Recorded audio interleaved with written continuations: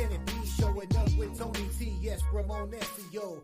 To the double T, befuddling these bookies like 1, 2, 3. They tapping out and we cashing out. It's plain to see. The morning scheme is the A-team, Mr. T. And I pity the fools who can't hang. Coming with real game is sort of a freight train. It's been reported bank rolls are easy to maintain. So get situated and listen to the picks. And it goes a little something like this.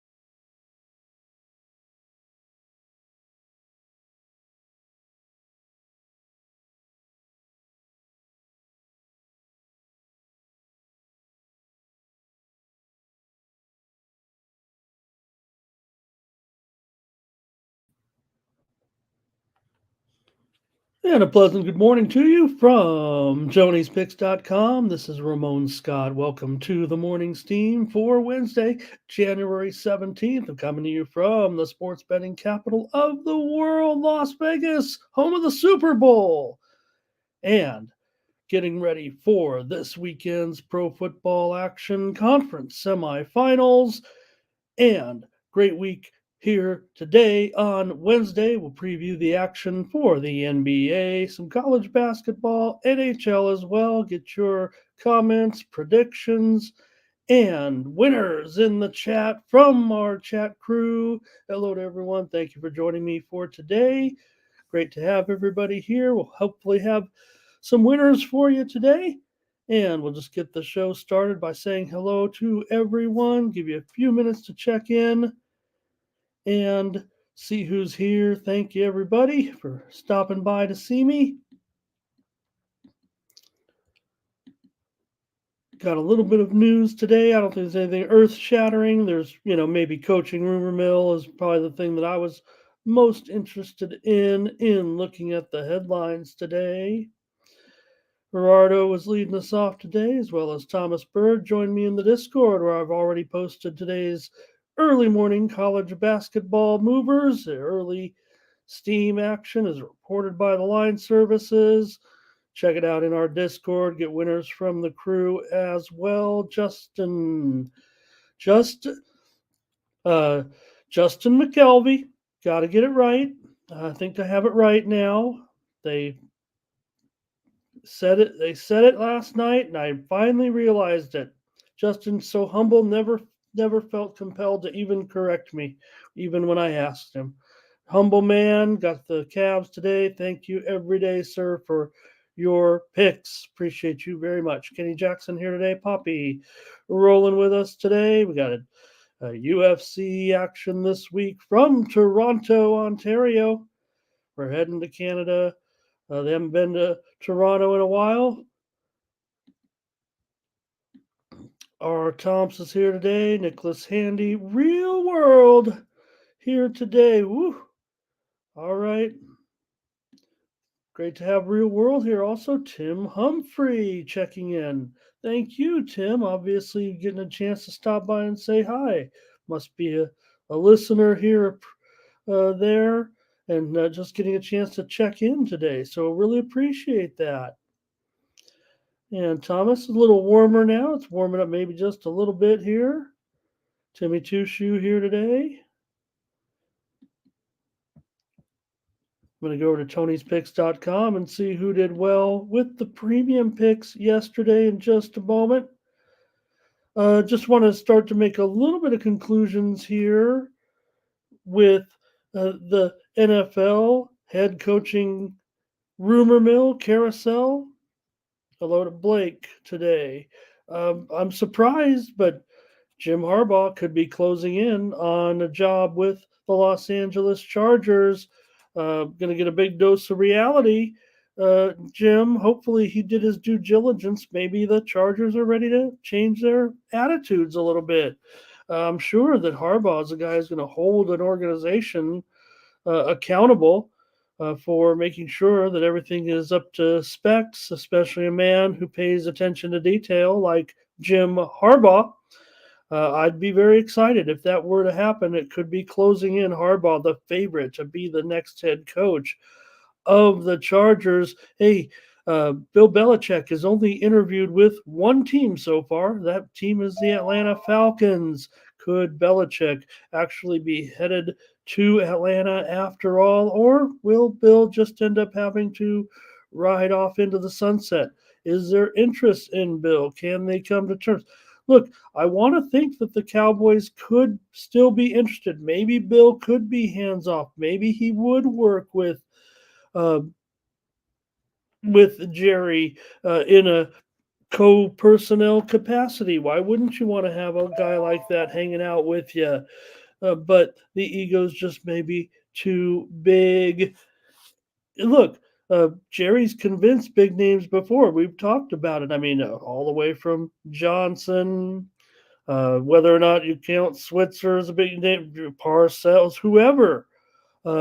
He's been able to bring the big guy in there. It's never worked out. We know that.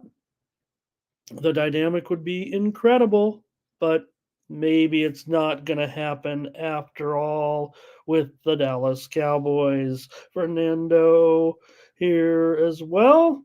And Salty here today. What happened to the Kings yesterday with the hockey action?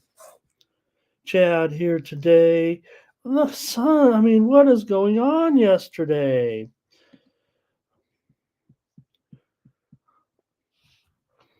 All right, let's start to take a look here and go over to tonyspicks.com and see who was the leading handicapper on the site yesterday. And it's good news, I know that. So I begin to take a look. It's going to be Ronnie Crawford on top of the handicapper leaderboards yesterday with a 7-1 mark. Let's go over and check it out. There we go.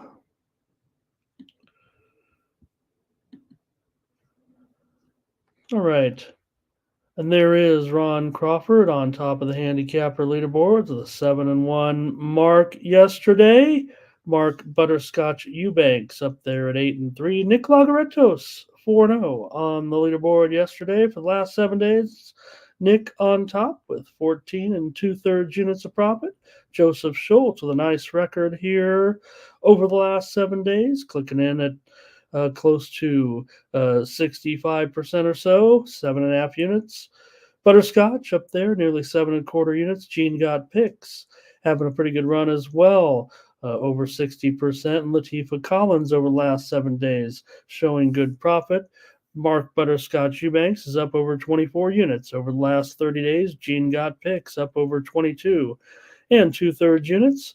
Over the last 30 days, Nick Lagaretos is up close to 20 units. Joseph Schultz up nearly 18 2/3 units, and Tim Irwin is up nearly 16.25 units over the last 30 days. Check out our premium picks on the site today over at Tony'sPicks.com. Use the promo code TonyT at checkout to save 20% off all premium pick packages.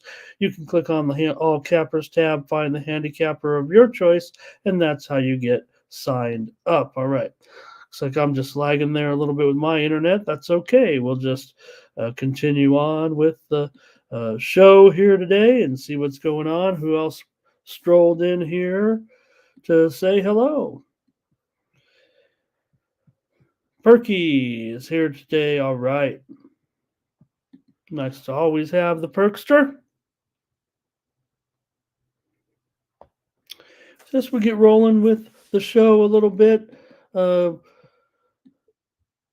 here today. Let's get started, man. We've got the NBA card, about 10 games long here today, and I've got about 6 or 7 college basketball games, and also the 3-game NHL card. Chad talking about Grayson Allen, it looks like there, and Allen, and only the first son, I guess, to ever have 9 3-pointers in a game multiple times, I think is what I saw. All right, let's get started with the show today early.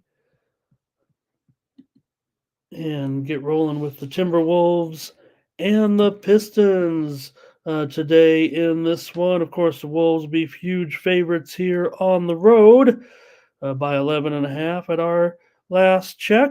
And the total here, 224.5. Hey, the Pistons, I don't know if you noticed them sneak a victory in on us recently here. So good job for Detroit.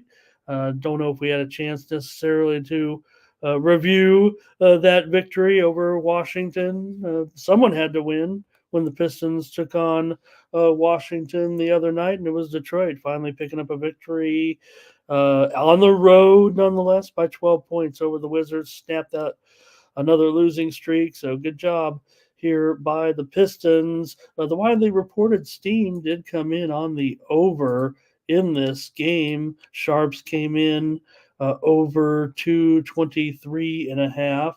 Now we're seeing that number, as I said up here, a point higher or so this morning. In fact, I'm showing this game right now having already moved to 12 at one offshore book, and the total here is already it's getting beat back down. Wow.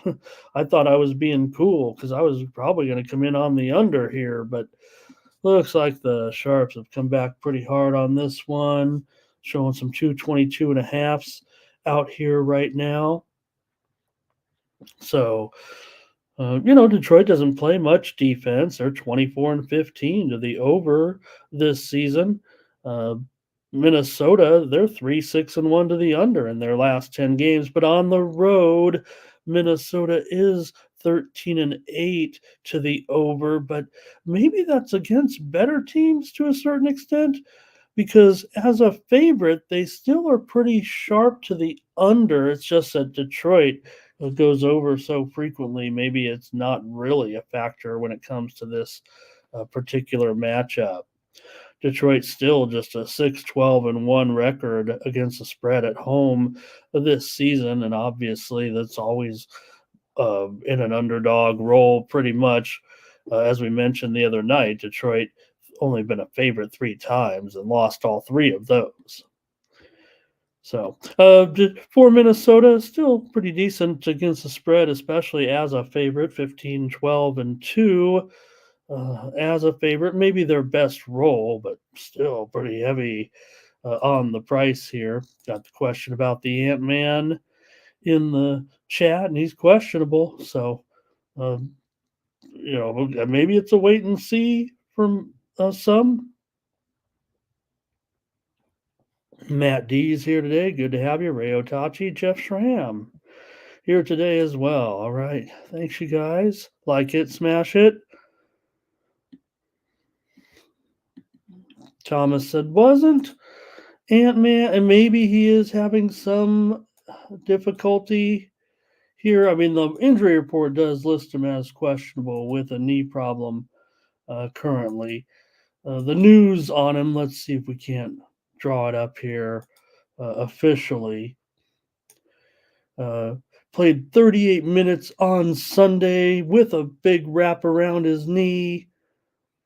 And maybe against a team like Detroit, they could give Edwards the time off in this game. I mean, 38 minutes against Portland. He played 27 minutes, came back with the 38 minutes in the last game there, 33 points. So maybe you can make a judgment or determination for Edwards. And Chaz says doesn't like the spot here really necessarily. And oh boy, Pistons looking good. They've found their opponent, huh? Well, we'll see. This is the first meeting of the 2 teams this season.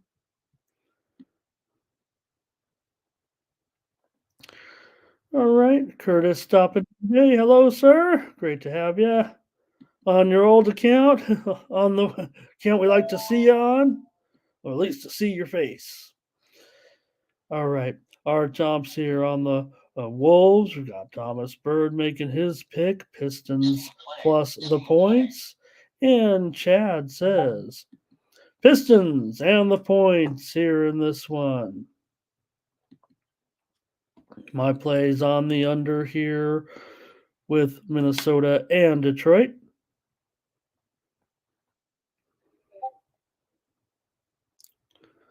Like I said, I feel like for Detroit, yeah, massive over team with no defense. We'll see about Edwards. Like I said, if you're a double digit favorite and you're looking to get a guy who has a knee problem some rest, this might be the spot. Give me just one moment. We'll get to the next game.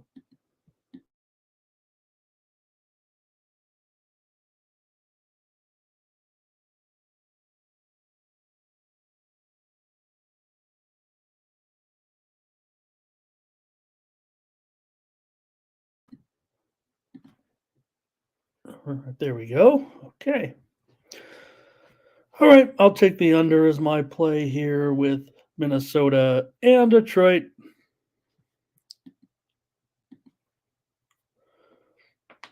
All right. The Bucks going to take on the Cavaliers here in action on Wednesday. The Bucks are a road favorite here against the Cavs. Keep on battling.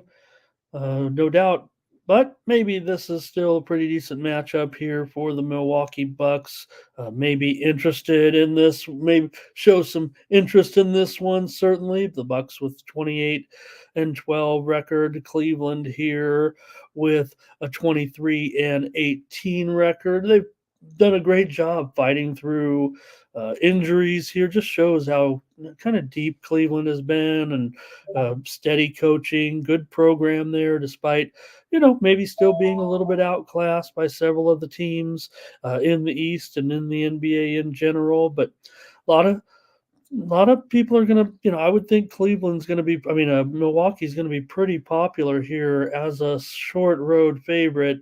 There's some injury news for Cleveland with LeVert questionable, and the long-term injuries right now for the Cavs.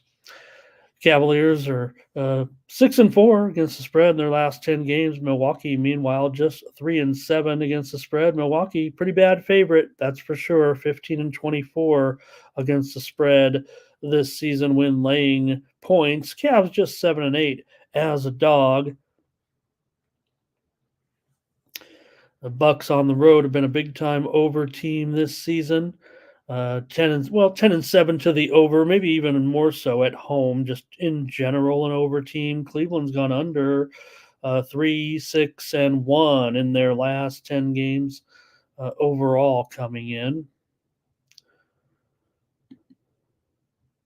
Hello to Yes the Yellow here today. All right. Good to have you again.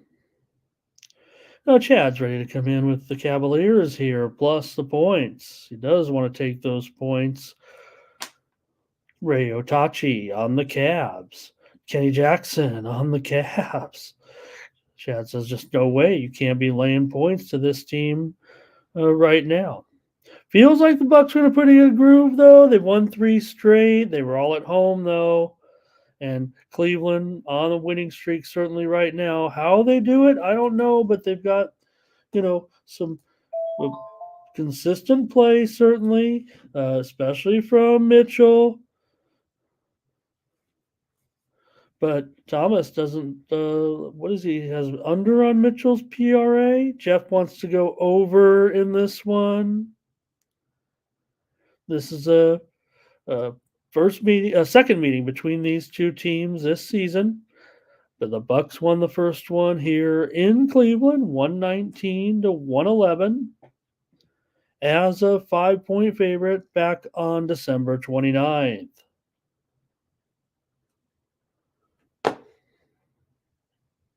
So right now, the line certainly moving in the direction of the Cavaliers. I'm showing it moving to 3.5 at one offshore book.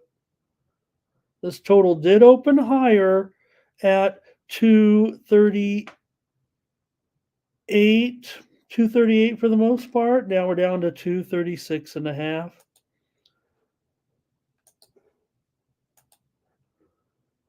All right. Bucks money line here for Perky. And I'll be on the over here in this one. Don't mind that that's gone down here a little bit to 36.5. Certainly have to respect the move here, but all right. I think that'll do for that one. Let's take a look next at the Heat and the Raptors. And you have the Heat coming in as a road favorite here at Toronto tonight. Heat with a 24-16 record right now. The Raptors just 15-25. Heat have won 3 in a row right now, including a win at Brooklyn the other night. Low score. I think that went overtime too.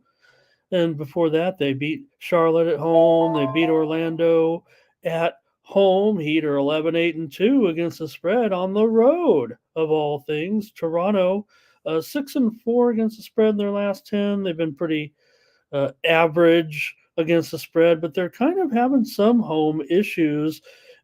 Really, for these two teams, you might not even concern yourself with the spread records as much.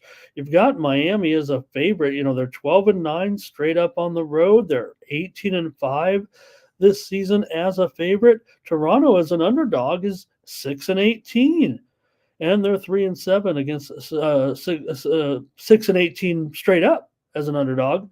I mean, you expect to lose, but still 3-7 against the spread in their last 10 games currently, and they're on a 4-game losing streak right now. So is this a game that Toronto could kind of shake the doldrums here a little bit and get a win possibly against the Heat?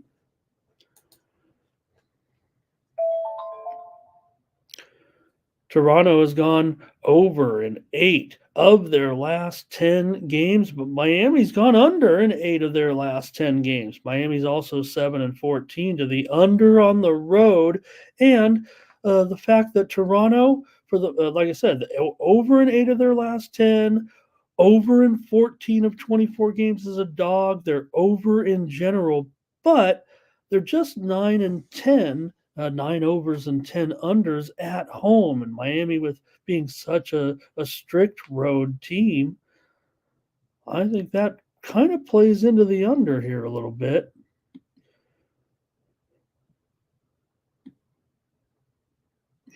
Chad ready here. Not sure, he's not into this one, maybe it looks like. Here's Ray. He does like the under here. I think I do as well. Thomas says the line says Miami Heat. I think I agree with that for the most part. The widely reported steam came in here on the Heat. Toronto's got to figure out what's going wrong. Billy Mack says he likes the over, though, in this one.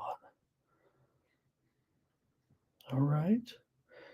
Okay, you guys like the a couple unders in here, but there was the over from Billy. All right, Chad, not sure. I'll go ahead and lay the points with the Heat here. They're on the winning streak. They seem to be a good road team. That's kind of unique, I think, for Miami a little bit. We think of Toronto with that, their home factor, if you will, because of what's necessary to play in Toronto each time for road teams. It hasn't worked out. All right. I'll take the Heat on the road in that one. Let's go next to the Magic and the Hawks. And the Hawks, a 3-point favorite here at home. Now it's up to 3.5, maybe even 4 right now. The Hawks, boy, they just keep betting the Hawks. It doesn't matter if they're a terrible spread team. These early bettors love to bet these Hawks. They're betting them like they're going to the playoffs at this point. Orlando comes in 22-18. The Hawks are just 16-23. Maybe we've seen the Hawks here. They won the last game, but that was against the Spurs. Come on. I mean, yeah, they covered the spread. They won by 10. They did a decent job. But remember, before that, they lost by 28 to the Wizards. They lost to the Pacers. They beat the Sixers. So these Hawks certainly inconsistent. But when you're talking about a team that has basically covered only 25% of their games this season against the spread, against, quite frankly, one of the best spread teams in the NBA. The Hawks are 10-29 against the spread. The Magic are 26-14 against the spread. You have a team covering, about 63% of their games against a team that covers basically about 27% of their games. That seems like a pretty big discrepancy. It gets even worse at home. The Hawks are 4-14 against the spread at home, and Orlando's done a nice job, 13-9 against the spread on the road.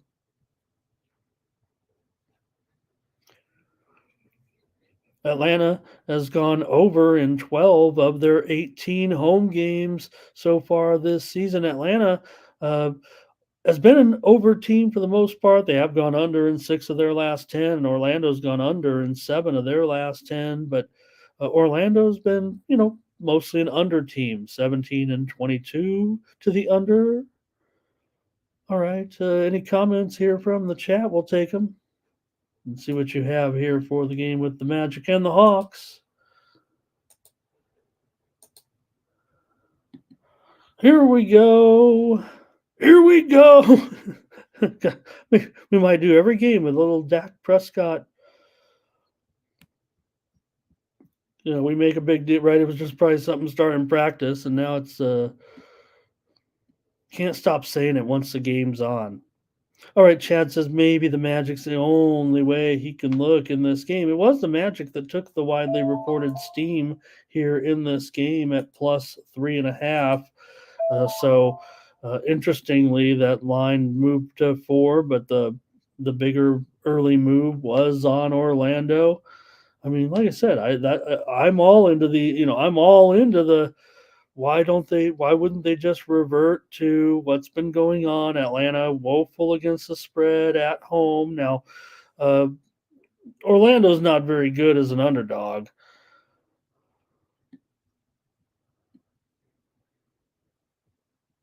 They are, they're good. They're good against the spread. They just they pulled off some upsets, I guess, is what I mean to say.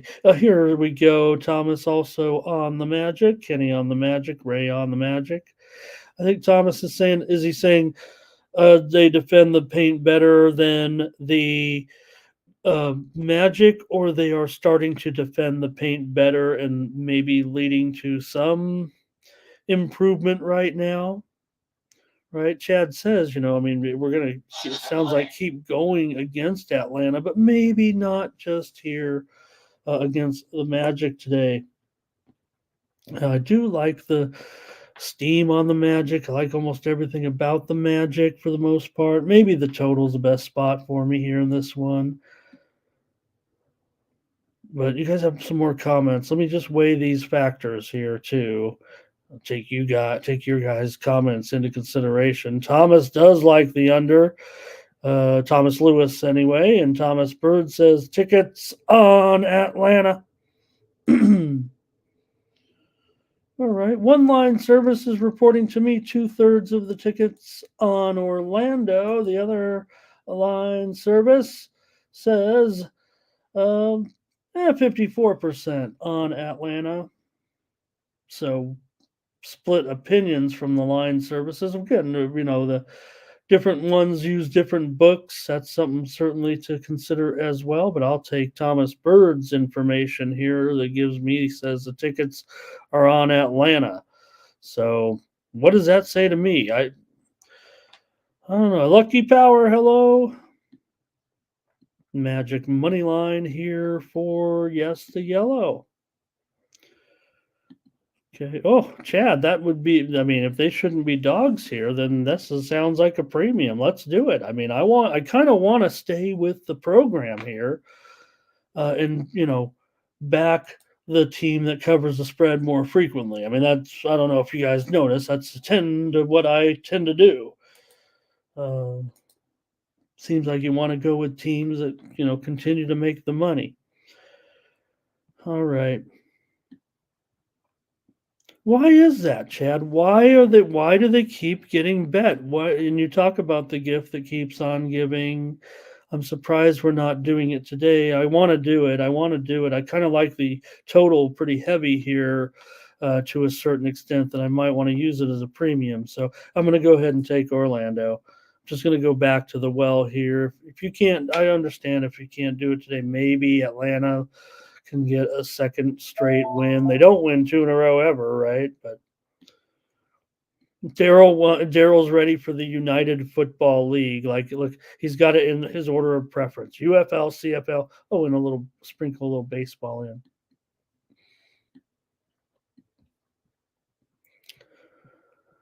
All right. It might be what's up. Here's Solo today. Thank you. Give me the Orlando Magic in this one. Let's go to Rockets and Knickerbockers. When I think of the Rockets and the Knicks, what do you guys think about? I know what I think about. Do you guys think about the same thing that I think about when the Rockets? I don't really think about it, but I can't help but mention it anytime the Rockets play the Knicks. What am I talking about? You tell me in the chat, or just give me your predictions on the game. What is the most famous thing about when the Rockets play the Knicks? Anyways, here's the Knicks at home, a minus 5 point favorite here against the Rockets.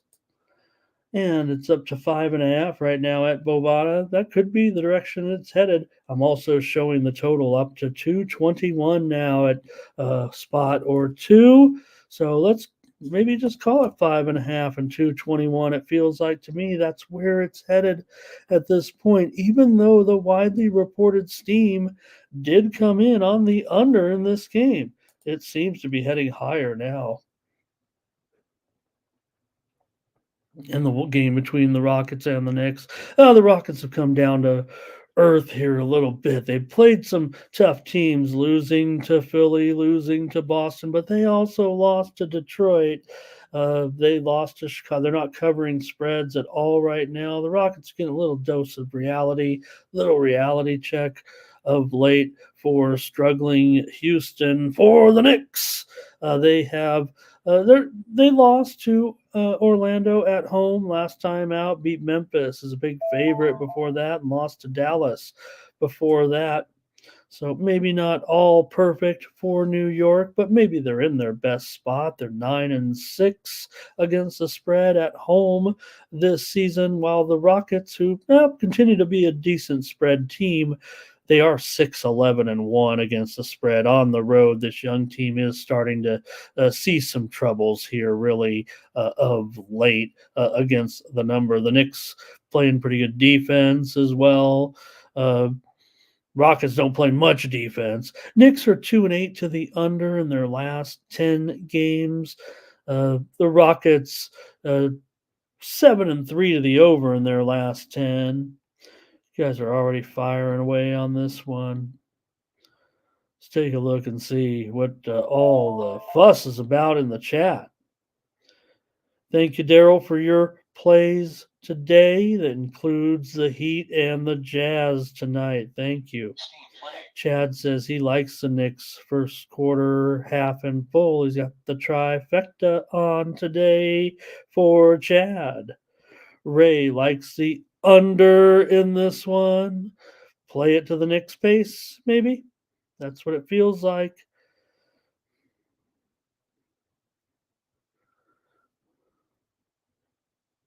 All right. Thomas doesn't want to talk about it. You got it. Maybe it was in poor taste. So we won't even mention it. I've got to respect Thomas, one of my main guys. No doubt about it. I'm going to totally respect what he asks for, no doubt. And here's Solo. Oh, he gives us the magic on that last game. Thank you. All right, here's Yes the Yellow says, give me the Knicks or the under.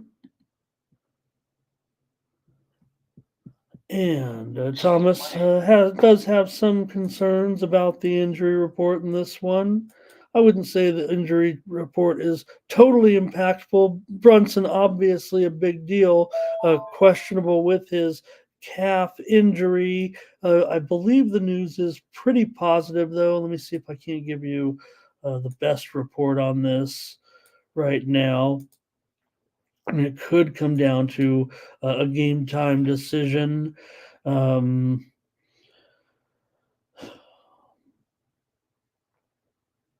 all right, Al. I mean, it's been 2 games. So we knew that he was going to be, missing that game against Orlando. 2 games off here now. Uh, I'm gonna still have to think that, especially given the line in this game currently 5 and 5.5 and moving up. Yeah, the Rockets are just a 500 team. Maybe that does indicate that Brunson is still on the questionable side. It felt like it was trending higher, but let's see. Billy wants to know the injuries there first. Chad says this is too tough to overcome. He's got the Knicks to roll here. Knicks can cover this. And Daryl, I'm gonna do it. Look, I'm doing a bad job on this. I can at least provide the tracked Steam by the line services and get that in the Discord if there's enough interest in it. I don't know. I think you are in the Discord. In fact, Daryl, I think I've actually requested to be your friend, and I haven't heard back from you. You don't want to be friends.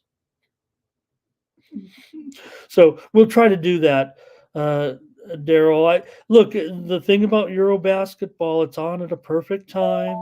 It's a little hard for me. I've got to use the stream, use the streams a little bit. So when I want to catch some of the bigger games. All right, Rockets Knicks under here for Solo. Chad says this is his biggest bet of the season, just some random game on a Wednesday night in January, but he's ready to unload tonight.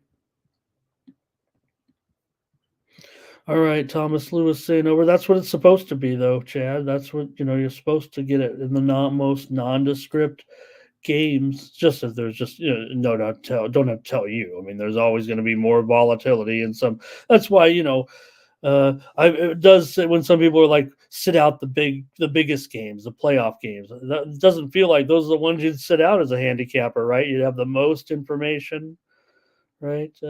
Talking about playoff games or something in in NFL or something like that. All right. Okay. Let's see. I think that's it from you guys. And did I? Well, I better make the call. I think here and. Well, you guys are pretty hot on the Knicks. I mean, I kind of like. I mean, I like the Knicks too. So I just might pivot here to the total. I think, and roll. I do like this one over. So, look, everyone's looking on the Knicks. Certainly, I would think that's the way that I'm probably gonna face it as well. Laying a pretty, this number's going away from it a little bit here, but looks like Knicks at home. So, all right. I'll take the over as my play. Let's move on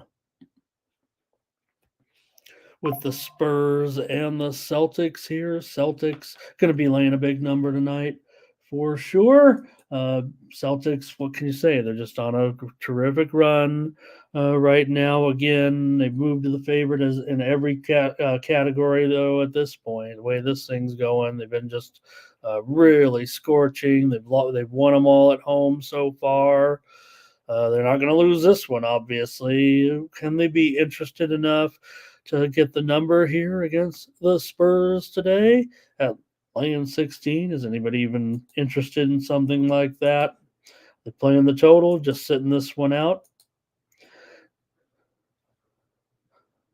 Yep, Boston 12-7 against the spread at home. They lay big numbers a lot, not many bigger than this, certainly, but they've been laying some big numbers and been able to get it done. Spurs have covered 7 of their last 10, but lost and failed against Atlanta the other night, and a 10-point favorite as an 8.5-point dog. They did cover on the road, getting some double digits against Cleveland of late. A couple of 10 days ago, they lost just by 2 points as a 10.5-point dog. So a little bit tricky here in this one, no doubt. San Antonio 2-6-2 to the under in the last 10 games. These two met back in December. Boston won that one on the road, 134-101.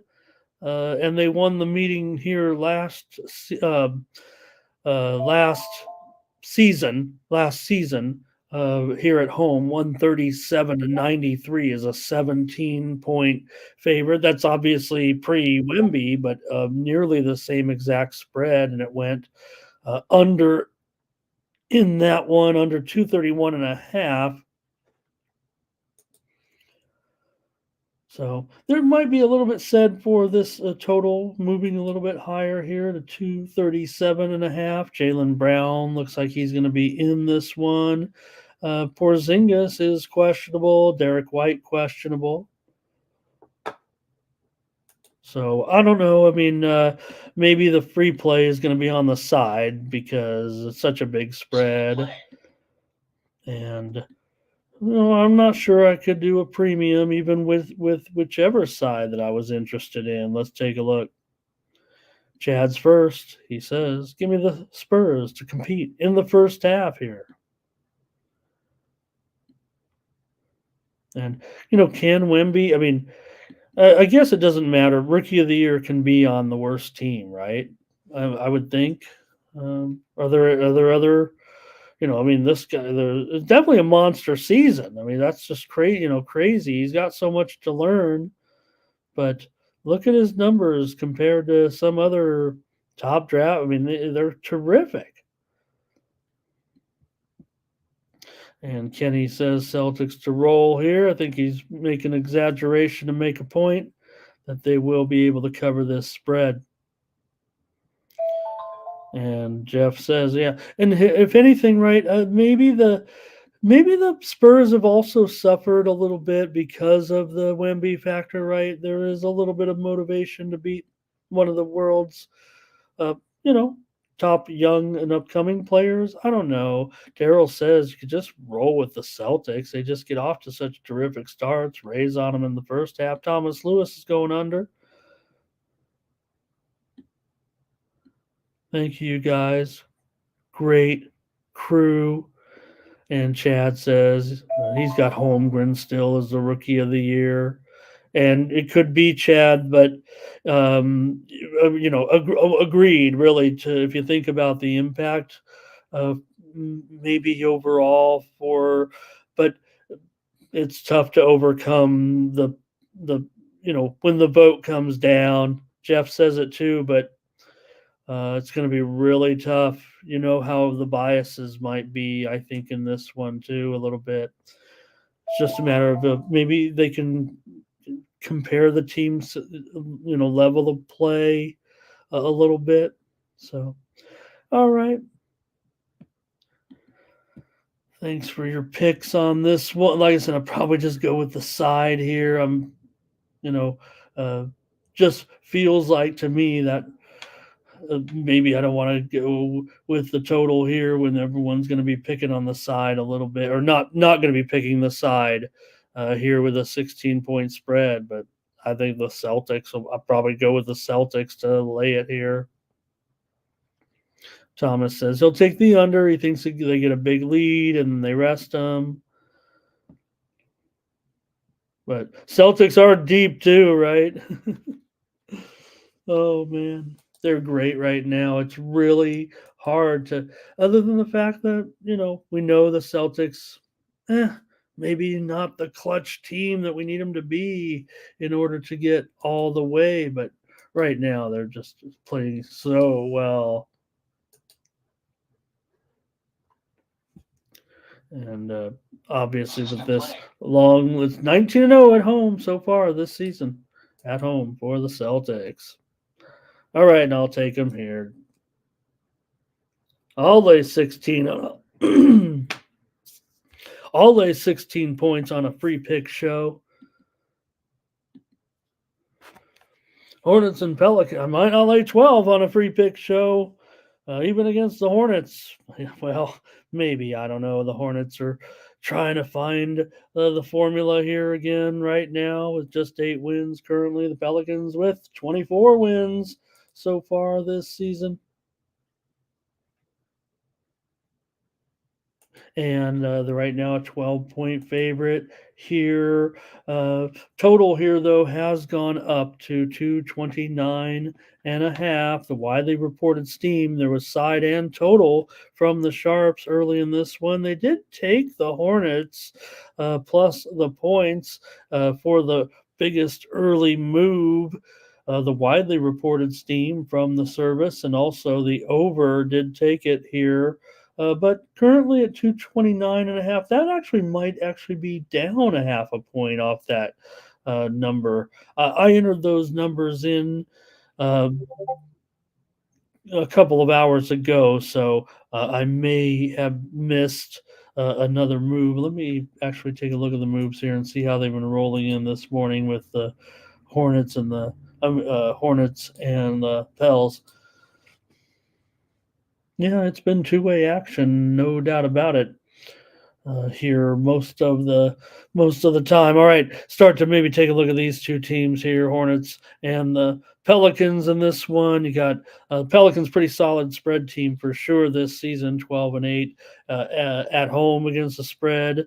Hornets are pretty miserable against the spread overall. It doesn't matter what the roll. 7-13 against the spread on the road. They've not been able to get numbers at all. Hornets have also gone under in 7 of their last 10 games. Pelicans under in 11 of 20 home games. Pretty nondescript, certainly there. This is the second meeting between these two teams this season. The Pelicans won the first one, 112-107 at Charlotte as a 9.5-point favorite. Hornets got the money in that one. Pelicans are off of a loss to Dallas, 125-120 after they beat Dallas on the road.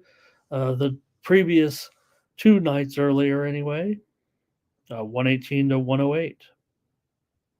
Hornets are on a long losing streak. They're not covering right now. Ball's come back, hasn't made an impact yet. The offense is suffering mightily. The Hornets right now, the worst offense, certainly over the last several weeks at this point. I mean, several games are not even reaching 100 points in an era where everyone's reaching 100 points. So I don't know if I was impressed with that steam necessarily at all. Let's take a look at some of your predictions here for this one. I also want to say hello to Rich Stubbs here today. He took the Hornets and the under. Thomas here got a Zion prop, it looks like. Jeff Schramm says the total was higher. He said it was 230.5 last night. Thank you. Okay, got it. Thomas Bird, Pelicans, and the over here in this one.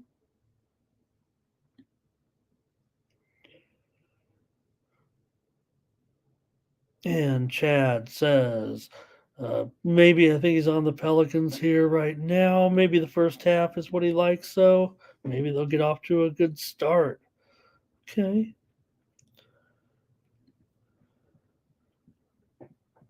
Pelicans first half for Ray.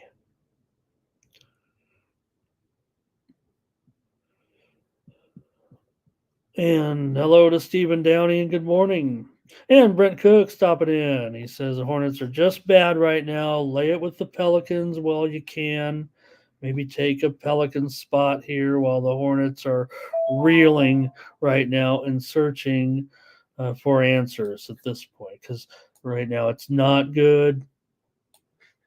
And doesn't seem like they'll be able to turn it around much, even with LaMelo back in there. I mean, this is, gotta admit, McCollum Ingram, those guys playing some pretty decent defense for the Pelicans right now. So, and you do have one thing about Zion. He'll be able to probably do pretty well against Ingram, stopping Ingram, but I'm not Miles Bridges, but Miles is pretty tough defensively too. So maybe you guys might be onto something. I know I saw some over there, but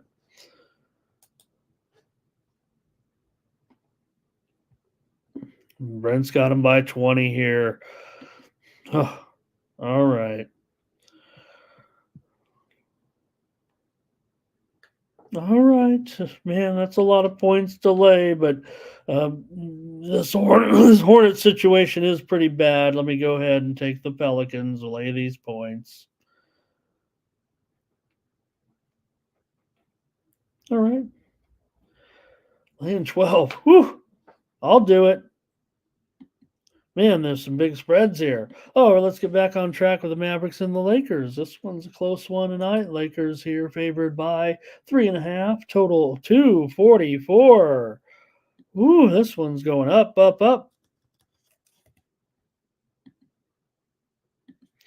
And the widely reported steam came in on the over. How much has this one gone up here? I show, let me see. I think I saw as low as 239.5 on some openers. FanDuel opened 239.5. We're already up to 244 here. And it feels like that's actually the right move. Now, I don't know if I can get on it at this high of a price now, but does feel like that's the right way to go. Whether or not it can get there now at 244, I'm not sure. But certainly, I would look. Lakers at home are a big time under team. They're 7-15 to the under at home this season. Now Mavericks are 11-7 to the over on the road.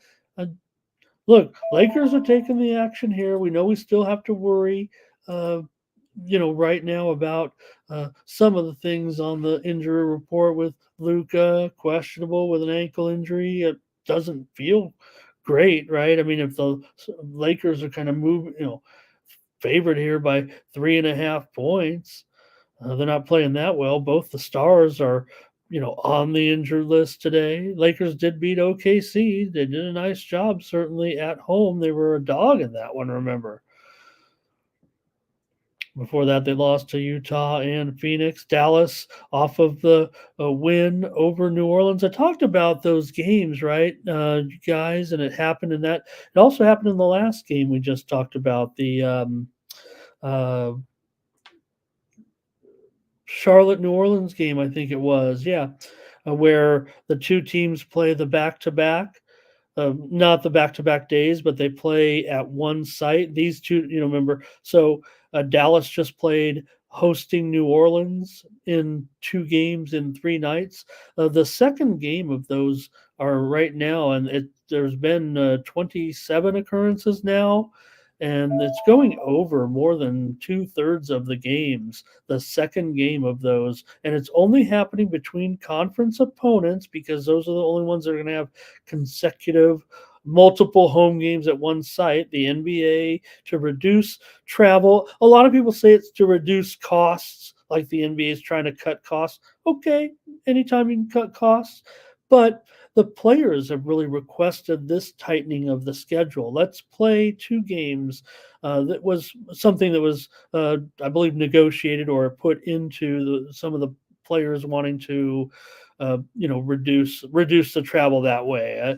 The NBA is not too worried about travel costs. They're not the WNBA or anything, but the second game of those are going over quite frequently. Now, it doesn't pertain to this game. I just want to mention that stat from yesterday before it slips my mind, because there will be some more of those. I believe there's several of those still to come. So interesting to look at that. All right, Mavericks and Lakers here. They have already met twice this season, and the Mavericks won and covered both of those so far. The Lucas situation is going to have a lot of people probably wanting to just wait this one out and see what happens.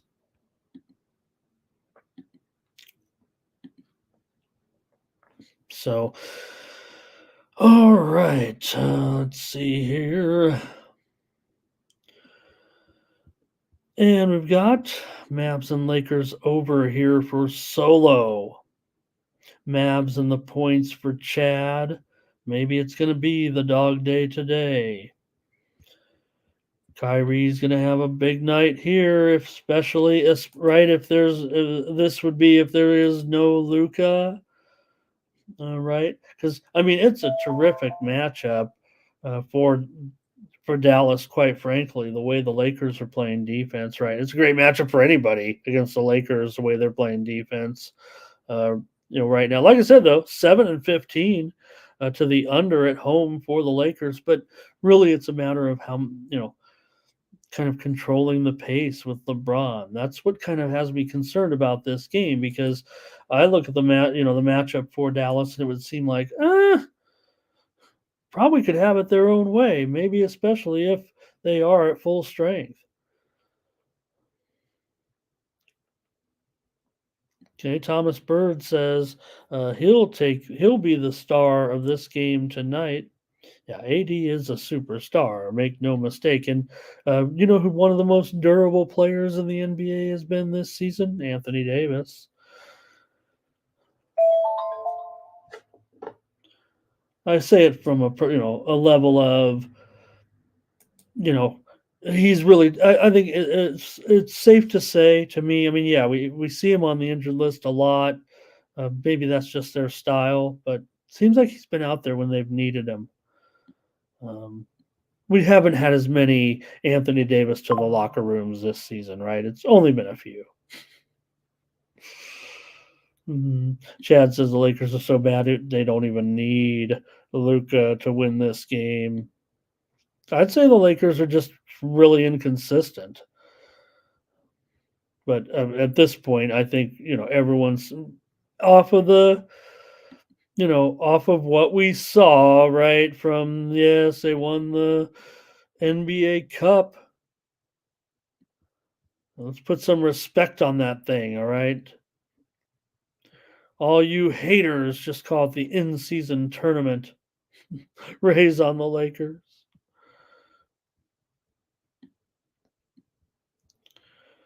Okay.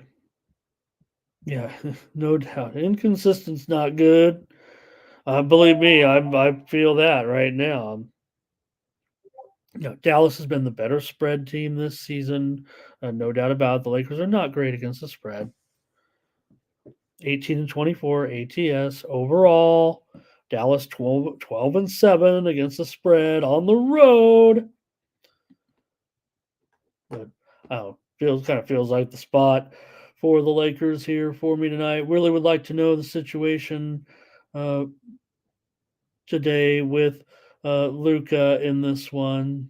So to me, it feels like the spread to me is kind of indicating no Luka. The move is on the Lakers here. If this is maybe this might be the Chad challenge. I'll have the Lakers tonight, -4 to win one here and get it done.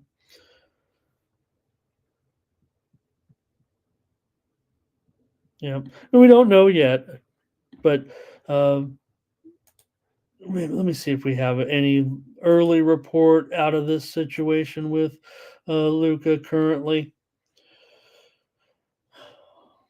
It's been 3 games now with no Luka. You guys mentioned it in the chat. Hardaway's improved play, certainly in the starting 5 without him. So, all right. Maybe it'll just be a game time decision here. All right. Chad takes the Mavs. All right. Here we go. Yeah, Ron, though, you could say that, Ron, but still, I think you have to look 23-18 ATS. Better than most. All right. The Warriors and the Jazz here in this one. And the red hot Jazz here. Is it really is it 4.5 or is it gone? Is it moved down? It's down to 3.5. I guess everyone's all hyped up for the Warriors here.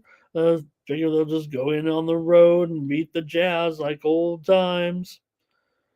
Doesn't feel like that would be the case right now. Come on, the Jazz are one of the hottest teams in the league, if not the hottest right now. And you're taking a Golden State team. I don't know, are they in disarray at this point?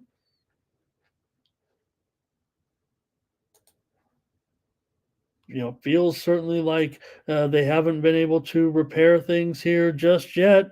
We'll see what the addition of Draymond does for the Warriors moving forward. Can it help them? Um, right now, the move is on the Warriors in this game. Certainly, the widely reported steam did come in on the under in this one, but they also took the Warriors all the way at plus 4.5. So widely reported steam on the Warriors as well. Okay, good for you guys. I mean, good for the Warriors. I guess this is where the turning point of the season is right here. They'll just go in, stop Utah's long winning streak right here. I don't know if I feel that way, but probably just end up on the total here in this one. Let's see what you guys are going to do with these two. Warriors lost 2 in a row. They beat Chicago on the road and covered as an underdog in that one, but doesn't feel great here if you want to take the Warriors. The Jazz are so strong right now. Really been a joy, especially the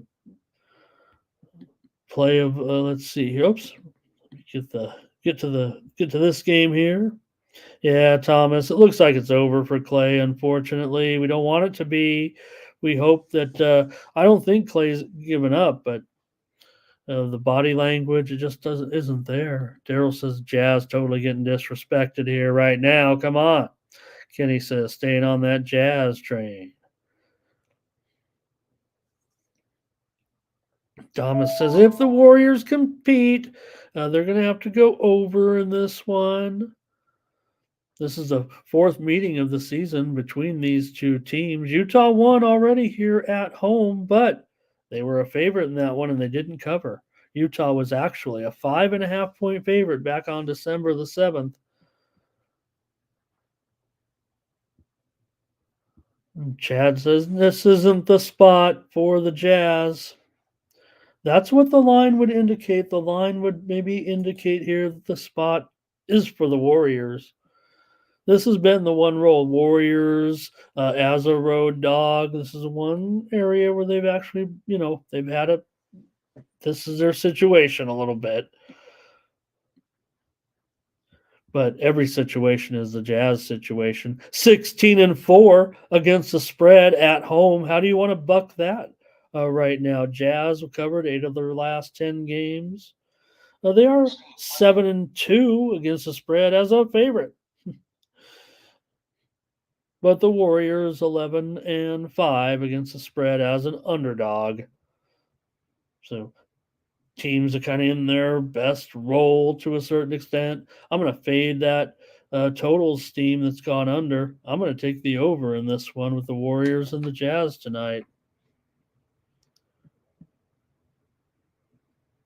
I might like the spot for the Jazz, though. The Sharps, I think, clearly starting to move here on the Warriors here. All right, let's go. Last game. Nets and Trailblazers. Nets on the road, a 6-point favorite in this one. Looks like the move's been on the Mets, the Nets here from 5 up to 6. Widely reported steam did come in on the over in this one. The Sharps took mostly 223, it looks like here. I've seen as high as 225. Right now, total does sit mostly 224. There's 223.5. There's 224.5 out there. So let's just split it down the middle here between two teams that are afraid to cover the spread here. Basically, the Nets, they're in a funk, no doubt about it. We're not too keen on riding with them at this point. 8-1 against the spread in their last 10 games, 7-12 against the spread on the road. Now they are 9-5 against the spread as a favorite in Portland. They're also struggling here, 3-7 ATS in their last 10 games, and they are sub 500 against the spread at home and as a dog. So maybe that Nets favorite role here, but doesn't feel that comfortable even laying just a few points here with the Nets team that isn't covering much at all.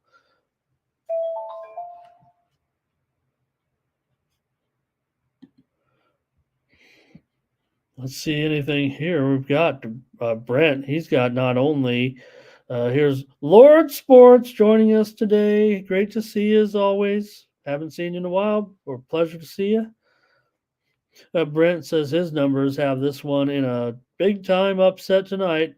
Blazers on the money line. Why not? Why not the way it's going? Yeah. Chad says, I mean, the Nets have proven they're in a free fall right now. They've lost 3 straight. Kenny Jackson on the Nets here, though. He'll lay it. Thomas Bird, Portland and over.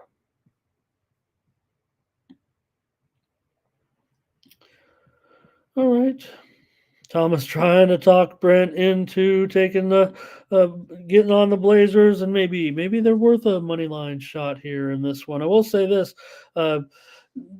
teams kind of consistently here under of late. Brooklyn has gone under in their last 2 games. The loss to Miami, they did get a push in that game. Remember, that was the overtime game. And Cleveland, they lost at Cleveland. Portland, they're on a 4-game losing streak, but they did get the number last time out against Phoenix at home. They were getting a massive amount of points in that one, 14. And they were able to cover. So this one, I would say, though, I think maybe we shouldn't ignore it. I mean, Portland has a ton of injuries, and that's kind of why the situation is what it is. I think with these points currently, Simons questionable with an illness, Brogdon questionable here in this one. Sharp is out. Thibault probable, though. Baji probable. Ayton finally moves to probable. Jeremy Grant probable. This is all positive news here. So there's a little bit of negative, but a little bit of positive as well right now for Portland. So a few guys in, a few guys out, but I like some of those guys that are in here. I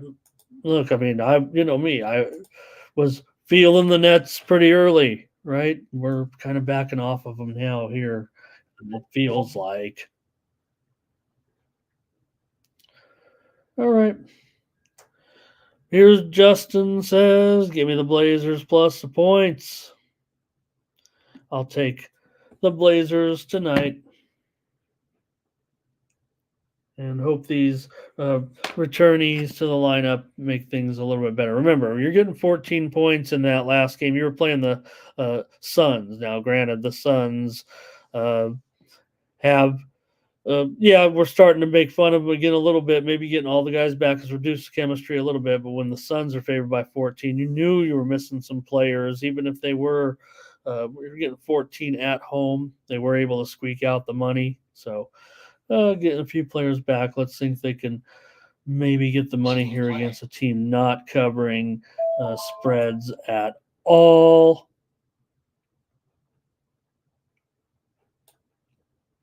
All right. Maybe I was going to look at the matchups there in that one because, oh, man, Scoot's got a good matchup. I would think if Ayton's in there, it's going to be pretty strong, I would think, against a guy like Claxton. Certainly Bridges and Dinwiddie will have a pretty strong game. Why the reporting steam on the over. So, all right. Thomas said, what did the Phoenix Suns do yesterday? What did we do yesterday? Let's wrap up the NBA in those 3 games. The Suns lost to the Kings. Thomas in that one. We did have some winners here on the show yesterday. We gave out the Clippers. They pulled away for that convincing win over the Thunder. That was our free winner here yesterday on the show. That was it. All right. Let's get into hockey, or let's get into college basketball now with today's matchups and what I've selected here. 7 or 8 games, I think, that we can take a look at, including some nice, interesting games that might catch your folks' attention here. We'll kind of start the previews. We keep rolling in conference play here when the matchup is interesting, right? When the matchup is important in a particular conference, I think we're going to end up, trying to gravitate toward those a little bit. You can only preview the Baylor Bears so often, right?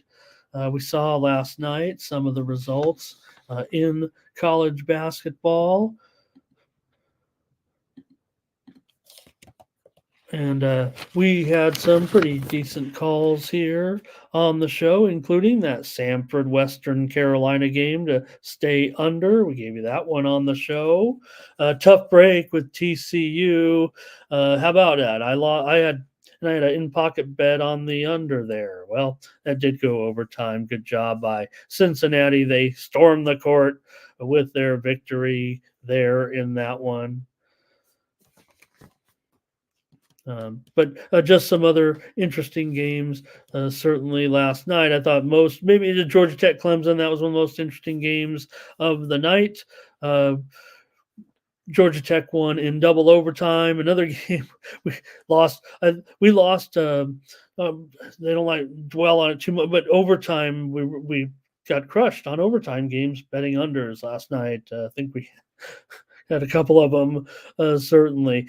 Cincinnati in that win over TCU, the Bearcats trailed by 7 with like 7 minutes left. Samford mentioned that first game. That's 17 games in a row for Samford now. All right. Yesterday also we gave you Seton Hall. Look, that one came with a little caveat. If you saw it, Patino. We liked Seton Hall anyways. Patino actually tested positive for COVID before the game. He was not with the team, and Seton Hall jumped out to like a 55-28 lead or something in that one. Went on to crush in that game. We gave you the over in Texas A&M and Arkansas. In a thriller, I think we appropriately previewed that game between subpar teams in the SEC as far as conference play is concerned. We also had the winner in Iowa State and BYU over, and we gave you New Mexico last night in that tricky game, right? Everybody's like, wait a minute, New Mexico, and maybe with Richard Pitino as coach, of course, New Mexico, and they beat up on Utah State there yesterday. Kind of predictable. 55 points, though, in the first half. I'm not sure I saw that coming. Obviously, I didn't, talking about the game the way I did. But New Mexico, interesting to note. I thought I read about it, but it was interesting to see the side-by-side comparison. They showed Richard Pitino, the dad, with Jamal Mashburn coaching, and then the son, Richard Pitino, coaching Jamal Mashburn Jr. at New Mexico. And, of course, Pitino and Mashburn at Kentucky, those two. Okay, let's take a look here. Massachusetts, good picks yesterday. Let's take a look at this one with UMass in the Atlantic 10. That's where UMass has going for them, right? Frank Martin, in case you were wondering where Frank has ended up, been here now and leading UMass in this one. UMass just 2-2 right now in conference, but Loyola Chicago's been the team to talk about here. Now a member of the A10, and they're off to a 3-1 start, 11-6. Overall, currently, just a real good, consistent team at this point. This one's 7 Eastern, 4 Pacific on CBS Sports Network. Grab the pick sheet here.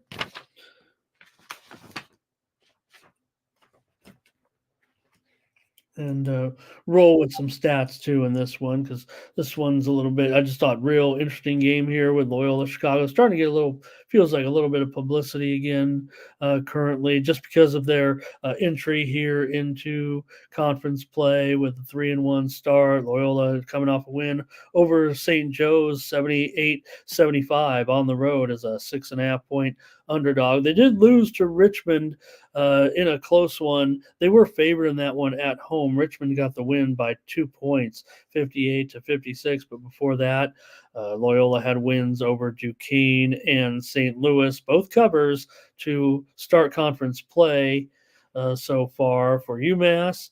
They've been pretty good so far, especially against the spread. Now they are off a loss by 12 points at Rhode Island here. Just like I said, 2-2. Their conference wins came at home against LaSalle by 16 points. They covered 8.5 in that one. They also covered at home against Duquesne, but the road's been a little bit tricky. They did cover at Dayton though, getting 7.5. So 3-1 against the spread for UMass in conference play. They're 11-5 against the spread overall, while Loyola of Illinois just 7-9 against the spread overall. But Loyola 8-2 straight up at home, while UMass has not won on the road yet this season. They did win some neutral games, but on the natural road here so far, losses not only the conference games, but they also lost by 10 points at Towson. So they've yet to win on the road.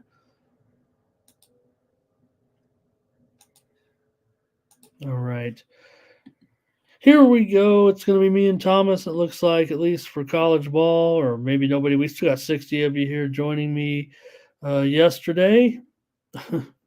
Joining me today. Yeah.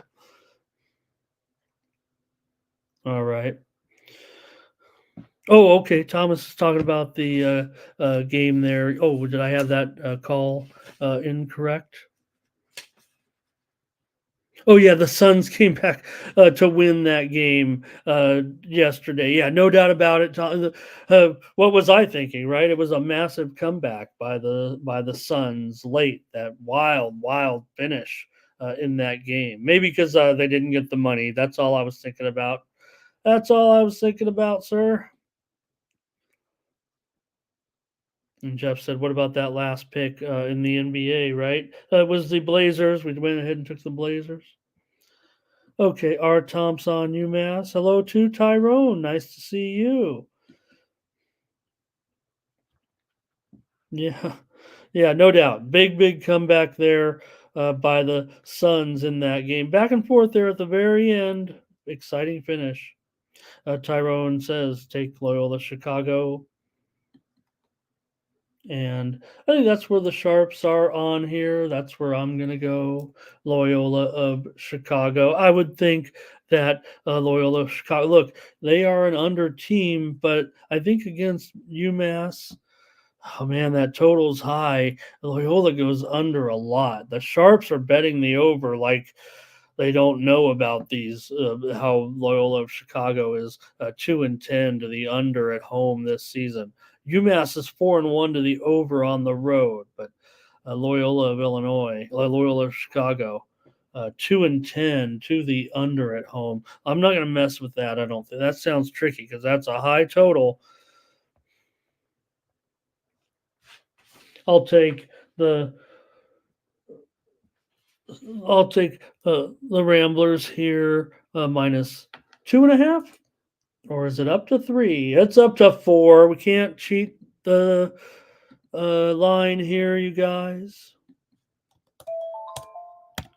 Gotta put up the right line. 4 and 147.5. Let's at least show that. I'll lay 4 points here with Loyola of Chicago. All right. Creighton and Connecticut. Look at this one. Connecticut. They've found their way to the top of the rankings here, and they'll be a 6-point favorite here tonight against Creighton. They're up to 6.5 at a lot of places right now. Total down to 144 here with these two.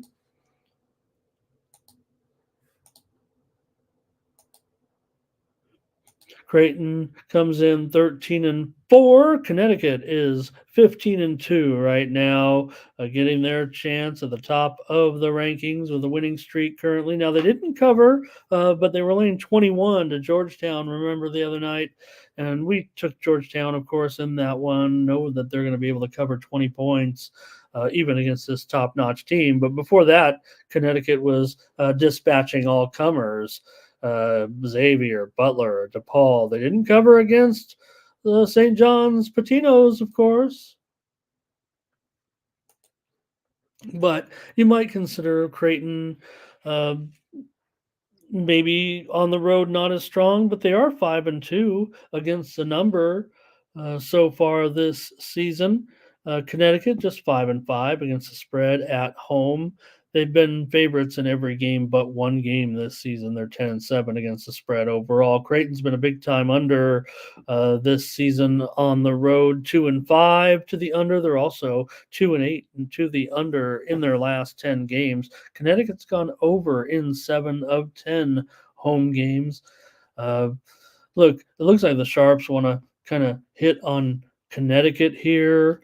Still want to give Creighton a chance. I mean, they're on a 4-game winning streak. They beat St. John's the other night. They didn't cover in that one against the Johnnies, 66-65 as a 6.5-point favorite. Now, they did beat up on DePaul, and they were able to get the money at home at Georgetown, actually. They didn't cover against Providence. So, okay, well,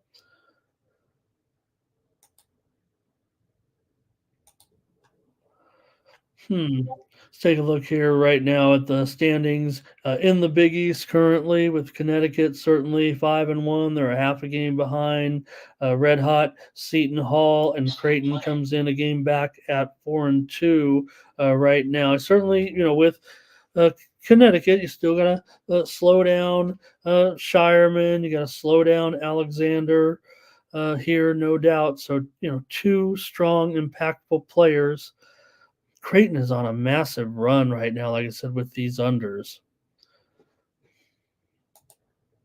I think there's another trend I saw on the under in this one. Yeah, 5 straight meetings between these two teams have also gone under. Creighton's won 6 of the last 7 meetings between these two teams. It's a good matchup for Creighton in the past. Now, granted, Connecticut, number 1 team in the country, but it's been Creighton, this program, if you will, they haven't really lost too much of a step here, it looks like. I'm going to end up on these points. I'm going to take the underdog here with Creighton. Connecticut's awesome. I thought I'd be getting a few more points, so I really was going to consider them for a premium, but maybe the Sharps have kept it. No, the Sharps to me are on Connecticut. I mean, this one opened 5.5, up to 6 now. I'll take Creighton in this one. R. Tom says Creighton. Justin's on Creighton. Billy says, what about the VMI? Yeah, they give up a few points, don't they? 164. I don't know. Maybe it should be 170s. Maybe we could take a peek at that. I know I blew it yesterday and didn't look at one of the games that was requested. Sorry about that. Yeah, but Thomas, the Creighton, you know what? This is a Creighton, just a consistent. They got a real good coach. Has been there a long time. His family, basketball family like they are. Jeff likes the under here in this one, and well, I don't know, Jeff. For me, the Sharps are coming in. It looks like on the over here. I kind of respect the move a little bit, but let me just stick with the side here and let's move on. All right. Next up, Mississippi State and Kentucky here. Kentucky, a 7-point favorite in this one. Total 154. This one's on ESPN2 tonight. Kentucky's won just 17 out of the last 18 meetings against the Bulldogs. Kentucky pretty strong right now, 8-10 against the spread in their last 10 games. Mississippi State's had some slip-ups here.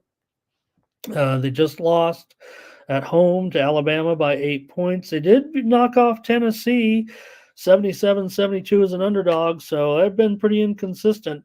They got rocked at South Carolina. Well, not rocked, but they lost as a 2.5 point favorite, 68-62. Kentucky had their win streak snapped on Saturday by Texas A&M 97-92. They were an underdog in that game. They had been winning and covering before that. Kentucky's done a pretty good job this season, 10-5 against the spread. So interesting, a team like Kentucky that certainly can still be a public team, but they're still able to get the numbers here for the most part. Kentucky's been a massive over team right now. They're 9-2 to the over at home, 9-1 to the over in their last 10 games. This series has gone over in 5 straight games.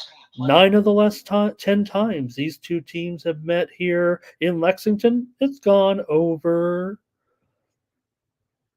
The last meeting was an over, but I will note that that game was played at Mississippi State. They played a game in February, regular season game.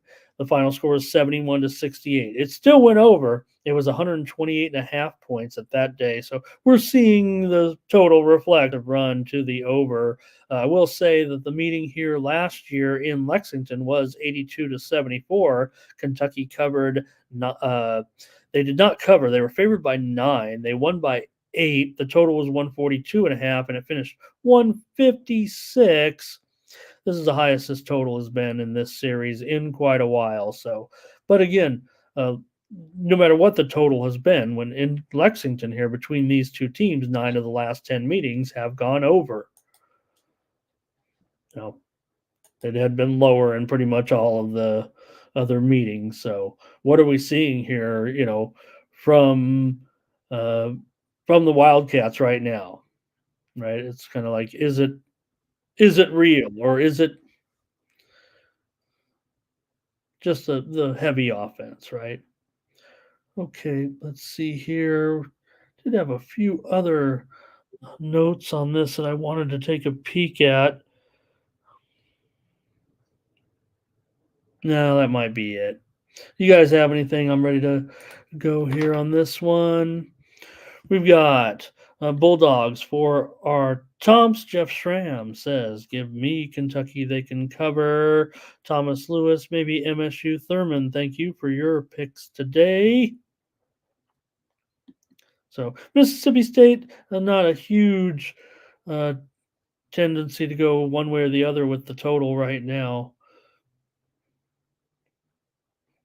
But all right, I think I'm going to go ahead and take the over in this one. I think I've got to, given some of these massive trends and Kentucky's pension. Maybe it's inflated here, so I'll just stick with it as a free play. But I'm going to try the over in this one.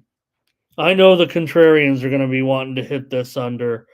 We'll see if they can make an impact on the line today. This one was as high as 156.5. And it's even down to 153.5 right now at Bovada. So it's being hit here by someone on the under. The widely reported Steam came in on the under at 155. So maybe it's going to go lower, but I have to take it right now. I'm here on the show. I will mention right now, let me just get back to one important comment. This is almost, I haven't played the breaking news, and I don't know if a Furman VMI game is worth my new little graphic, but since it was a request here, let me see, where was it? Oh gosh, who asked me? Just a moment. It was Billy Mack. Here it is. This is special right now for Billy Mack. Let's get ready.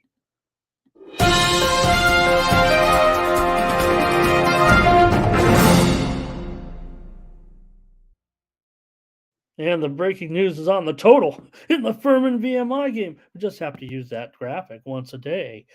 Billy, hey, if you want the over in this one, Bill, we got to go right now. This one's up to 165 right now and probably moving higher. There's steam coming in on the over in the Furman VMI game. The last little Don Best Steam Move update just came in seconds ago at, it came in at 3 minutes ago over. They hit 164, and now it's already 165 over 15 at Bet Online. I'm not making, let me see if I can make a call on this right now. That was more the request, but did want to state that if you are going to do it without me, and I would say let's do it. I would think, why not? I mean, I've already got this one, like you, rated much, much higher. Here's the one problem with this: is it opened as low as 159.5. Now we're laying 6 whole points more. We've seen the Furman VMI game be a little loose in the past, right? Let's see. Let me peek at some of the final scores, but I know this has always been kind of a wild one.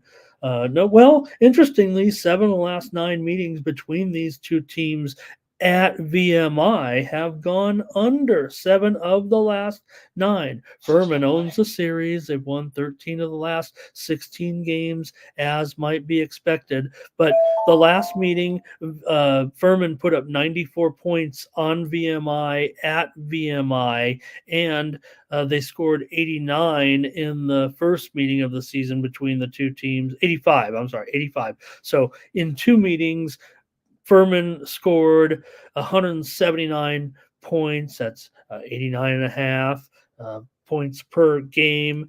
And even back before that, Furman put up 79 on them. A meeting back in 21 was 91-90 VMI. So maybe you could see how that goes. And that was at Furman, though. Like I said, the VMI game, the games at VMI maybe tend to go under. VMI sucks. We know that. They're just 3-14 overall, but all 3 of those wins have come at home, and Furman hasn't won on the road yet. So pick your poison here. Maybe Furman is 8-9, but 1-5-1 against the spread on the road. VMI is winless against the spread. It's a matter of teams that don't want to cover the spread with this game. Certainly, will say this. Wrong button. Probably overdid it there with the breaking news on the Furman VMI game, but want to talk to my man Billy here about it. Anyways, the one thing about Furman in that game, they are a massive favorite, obviously, and we talk VMI is not very good. Furman's not covering any numbers on the road at all, but at least they are 4-3 against the spread as a favorite. Okay, intermission there with that VMI game, I guess. But we made the call on Mississippi State and Kentucky over. Here we go. With Mississippi 166 at Bovada now on that other game. So that total just moving up. Did we take it? Oh, we took the over, right? We'll take it 165. Trust that steam right there. We'll see. Furman would have to obviously run it up for sure in that game. You'd be looking at Furman to, basically score their, 90 points for sure on the road. They'd have to score 90 probably in that game. 90 to 70 is not even going to get you home. 90 to 75 is right on the spread and right on the total. So you're going to need a contribution from VMI, a team that's won just 3 games this season. Okay, but we'll go. I'm going to trust that steam, though. Okay, let's keep going here. Mississippi and LSU in this one, with LSU minus 3.5 and 149.5. This is game number 693, 694. Maybe it's down to 3 here, and the total has gone up to 150.5. So a little bit of a move to Mississippi, a little bit of move to the over in this SEC game.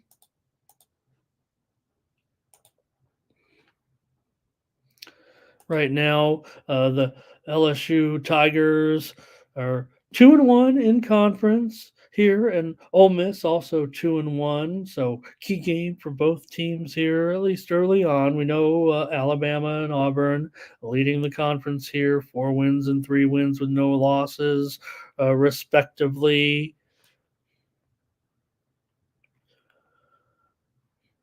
All right. Also in this one for the Tigers, they have won 7 of their last 8 games at home. They've also won 5 of the last 6 meetings between these two teams at home. LSU's won 5 of the last 6 at home between these two. Ole Miss right now. Hey, don't forget, I don't know. I mean, if you remember this, it's gone down a little bit. I did place a futures wager on Ole Miss to win the national championship at 125-1. Doesn't, not a overall total endorsement. Let's go crazy with Ole Miss, but they are a pretty decent team here.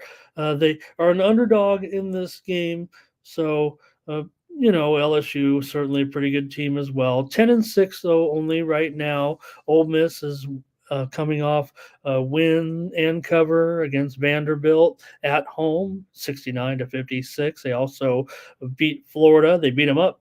Remember, scoring 103 points against the Gators. They did lose to Tennessee on the road. They got beat pretty bad in that one.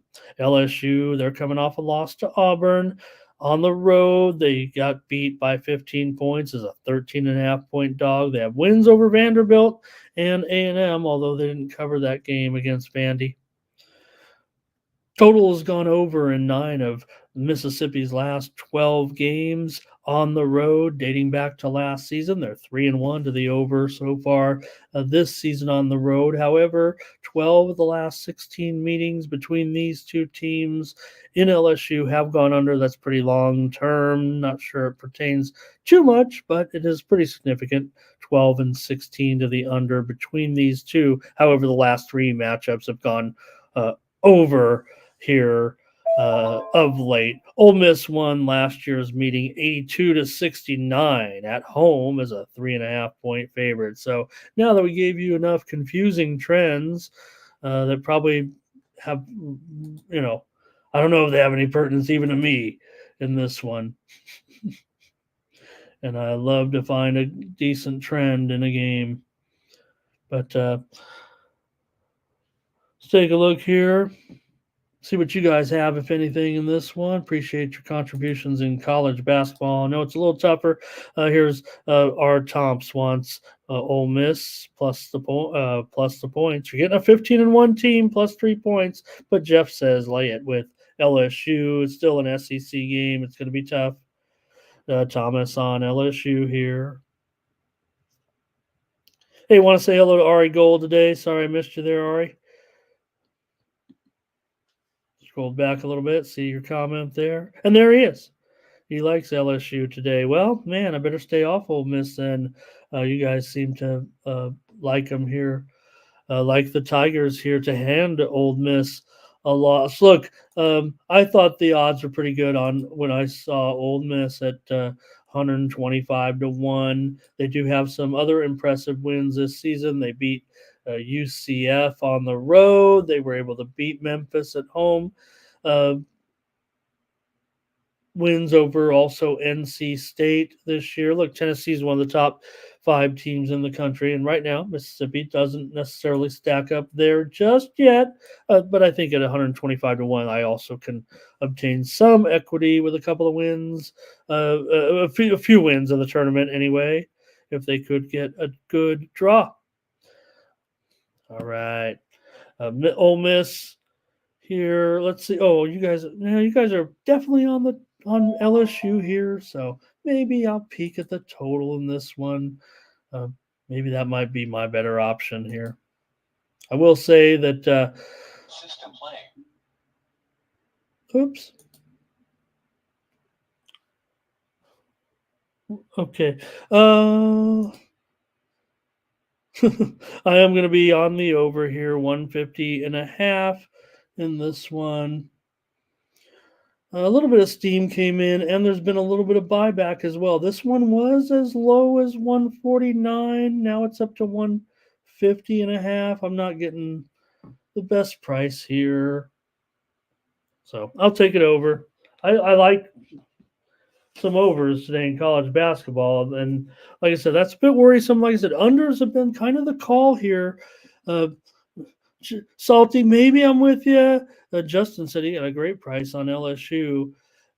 Again, 15-1 team. Can they keep this up? I feel invested in Mississippi long term. That not going to help me today, but all right, couple more interesting games here with Bradley taking on Southern Illinois. I just thought this one was worthy of some attention here in this one, with both teams coming in with a 12-5 record right now.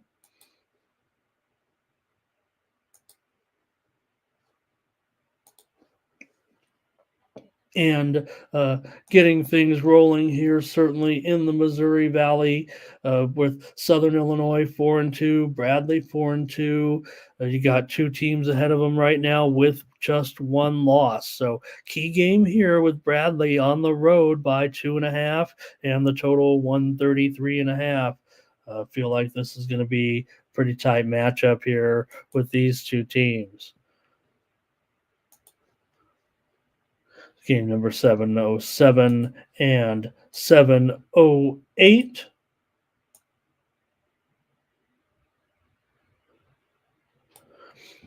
Bradley's been pretty strong on the road, man. They're favored by 2 here. They're a strong road team, even dating back to last season. They've already won 3 games and 3 of 5 games on the true road this season, and they're 11-4 straight up on the road in their last 15 road games. But Southern Illinois 9-2 straight up at home right now, and 21-4 in their last 25 home games. Southern Illinois has covered 4 of their last 5 home games. 4 of the last 5 meetings between these two teams here at Southern Illinois have gone under. Bradley's on a winning streak right now. Certainly, they've been covering as well in conference so far. This hot streak included a win and cover at Illinois Chicago, 77-59 in their last game. They covered a Evansville, a big 36-point win as a 13-point favorite. They beat Missouri State 86-60 as a 4.5-point favorite. They are rolling right now. Southern Illinois were defeated by Drake last time out, 76-58 at home in an upset, stopped the Southern Illinois winning streak here. Both teams have been doing a pretty decent job covering the spread. Southern Illinois 8-3 against the spread so far at home this season. Bradley, of course, are a good spread team on the road, but a good spread team overall. 10-5-1 against the spread, and as a favorite, not a problem. 8-4-1 against the spread. For Southern Illinois' success at 11-5 against the spread overall. They are 2-3 against the spread as an underdog. It's the one area where they have not shown. But again, at home, maybe that can neutralize it for you. But again, Bradley shows that strong road success.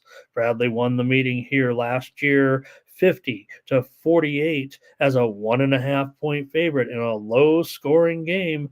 The total was less than this on that day, and it went for just 98 points, and the total was 127.5.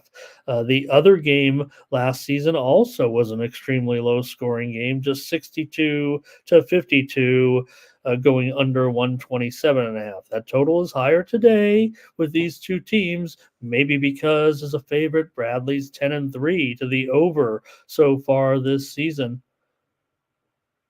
And Southern Illinois, nothing too descriptive with those totals, but does feel like this matchup kind of feels like an under matchup to a certain extent. I think that's probably the way I'm going to go. I might even be compelled to give out a little double play here. I like Southern Illinois in this game, you guys, to bounce back from that defeat. Bradley certainly coming in here on fire, but I think we're pretty balanced here, and I'm getting a couple of points at home. It's probably, what did I say, it's down to 1.5? No. Well, it's 2.5 at Circa, interestingly, pretty much 2. 2.5 at South Point. I'll call it 2. I'm going to take the double on this one. I'm going to take Southern Illinois at home, and I'm going to take the under.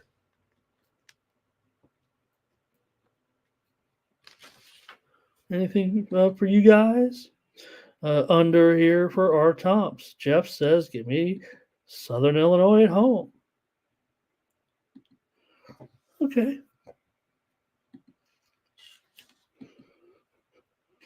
All right, Tulane and UAB. I've singled this one out as well. You have Tulane at 10-5, and you have UAB here in this one with a pretty decent record. 10-6, but I just figure this is going to be a good conference game. UAB coming in 2-1. Tulane right now at 2-2. Tulane's lost 3 of their last 5 against Division Ones. I think they mixed in a game in there somewhere, but Tulane is one of the best inside teams in the country. They shoot nearly 60% 2-point field goals this year. Tulane really outstanding inside the 3-point arc, but where they really struggle is on the defensive glass or in the 300s, certainly on the defensive boards. I will mention, though, Tulane, they've really beat up on a lot of bad teams. They're 9-0 against teams that are ranked outside of the top 150 in the KenPom, I noticed. So UAB coming in this one. They just 2-4 against top 125 teams coming in. UAB doesn't shoot very well, period. They're 275th in effective field goal percentage in the KP rankings, but they play well in close games. They're 8-3 straight up in games decided by 6 points or less. They're just not covering of late. UAB just 3-6-1 against the spread here in their last 10 games. And as a favorite, they're just 2-8, 2-8-1 against the spread as a favorite. Tulane is 6-3-1 against the spread in their last 10 games.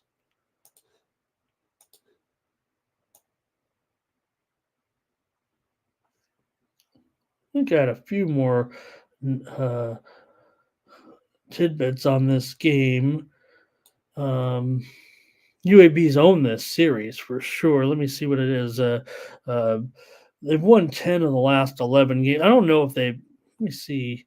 They've won 10 of the last 11 meetings between these two teams, but I don't know if the head-to-head is something that I'm concerned with necessarily in this particular matchup at this time.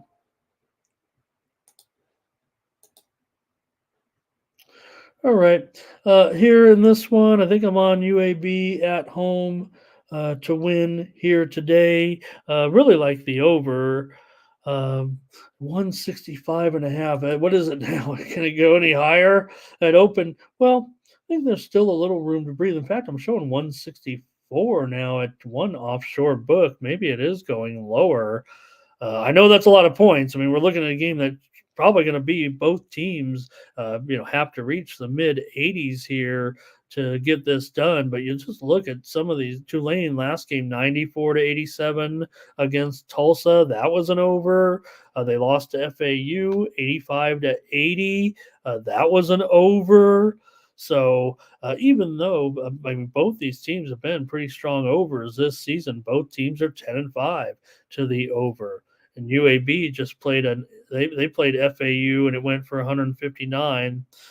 That went over, but it did finish under this number. I do like the over though. Still in this one, I think I'm just gonna I'll do it as a free play if you don't mind. I'll play it here. Look, these games don't get as much money from me, but I'm gonna play every game pretty much.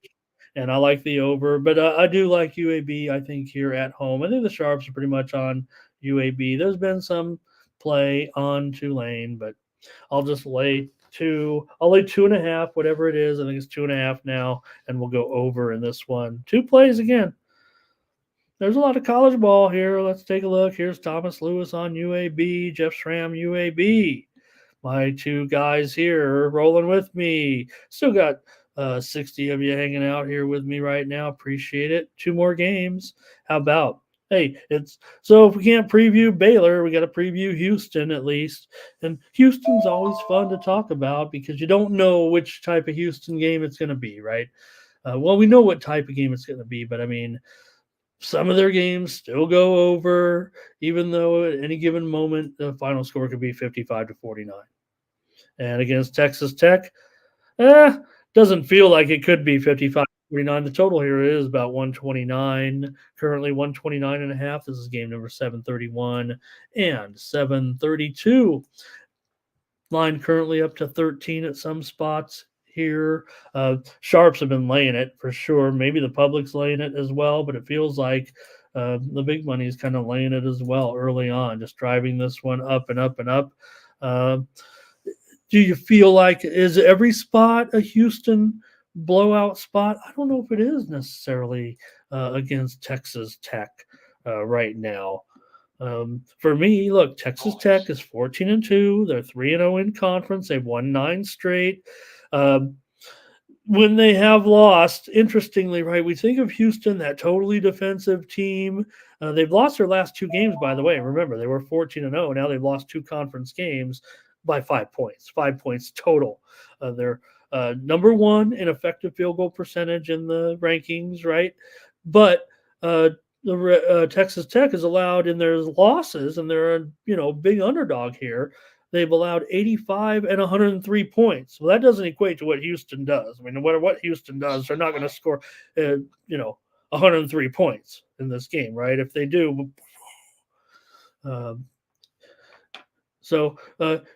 Houston with those 2 losses, I mean, maybe it is of concern. I mean, it just depends. How do you rank Texas Tech right now? Like I said, with those 9 consecutive victories at this point, Houston is 5-2. I'm sorry, Texas Tech is 5-2 in their last 7 games, straight up against Houston. These 2 programs are exactly where they've been for the most part, right? I don't, Texas Tech, borderline top 25 right now, right about there. Houston, they've been top of the rankings here for a few years, for a couple of years now here, off and on, moving up and down, had their chances, had their moments, haven't been able to come through, quite frankly. Texas Tech still pretty strong team, but you might actually be getting a cheap spot here. The value's gone from Houston, right? If they were 11.5 or whatever it is, and they're taking all this public action or a sharp action, it feels, like I said, to me, it actually feels like the Sharps are the one pushing this one up. So are you guys willing to do that today with Houston? I don't know if I am, but if it's going to be played to Houston, if it's Houston, how Texas Tech, I mean, look, the contrast is startling, right? Texas Tech 7-3 to the over in their last 10. Houston 4-12 to the under this season, 2-8 to the under overall. So real interesting matchup, as all Houston games are. How do you see it? I might do another double play here. And Art Thompson's on Houston. All right, there it is. That's our Thompson, the only one maybe to go with this one. He wants Houston. I won't bother with it then. I'll let him take Houston. I think this price is going too high. I don't trust Houston right now to cover a number. I don't think. They're 7-2-1 against the spread at home. But Texas Tech has covered a couple of road games here.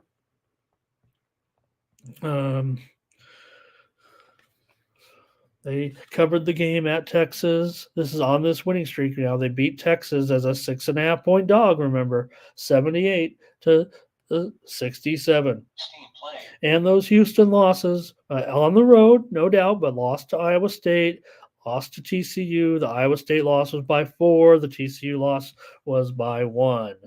And before that, they covered big points at home against West Virginia, laying 19.5. They beat them by 44 points. But interesting to note, like I said, Texas Tech, you got a little more regional. If you will, and Texas Tech has done very, very well against Houston.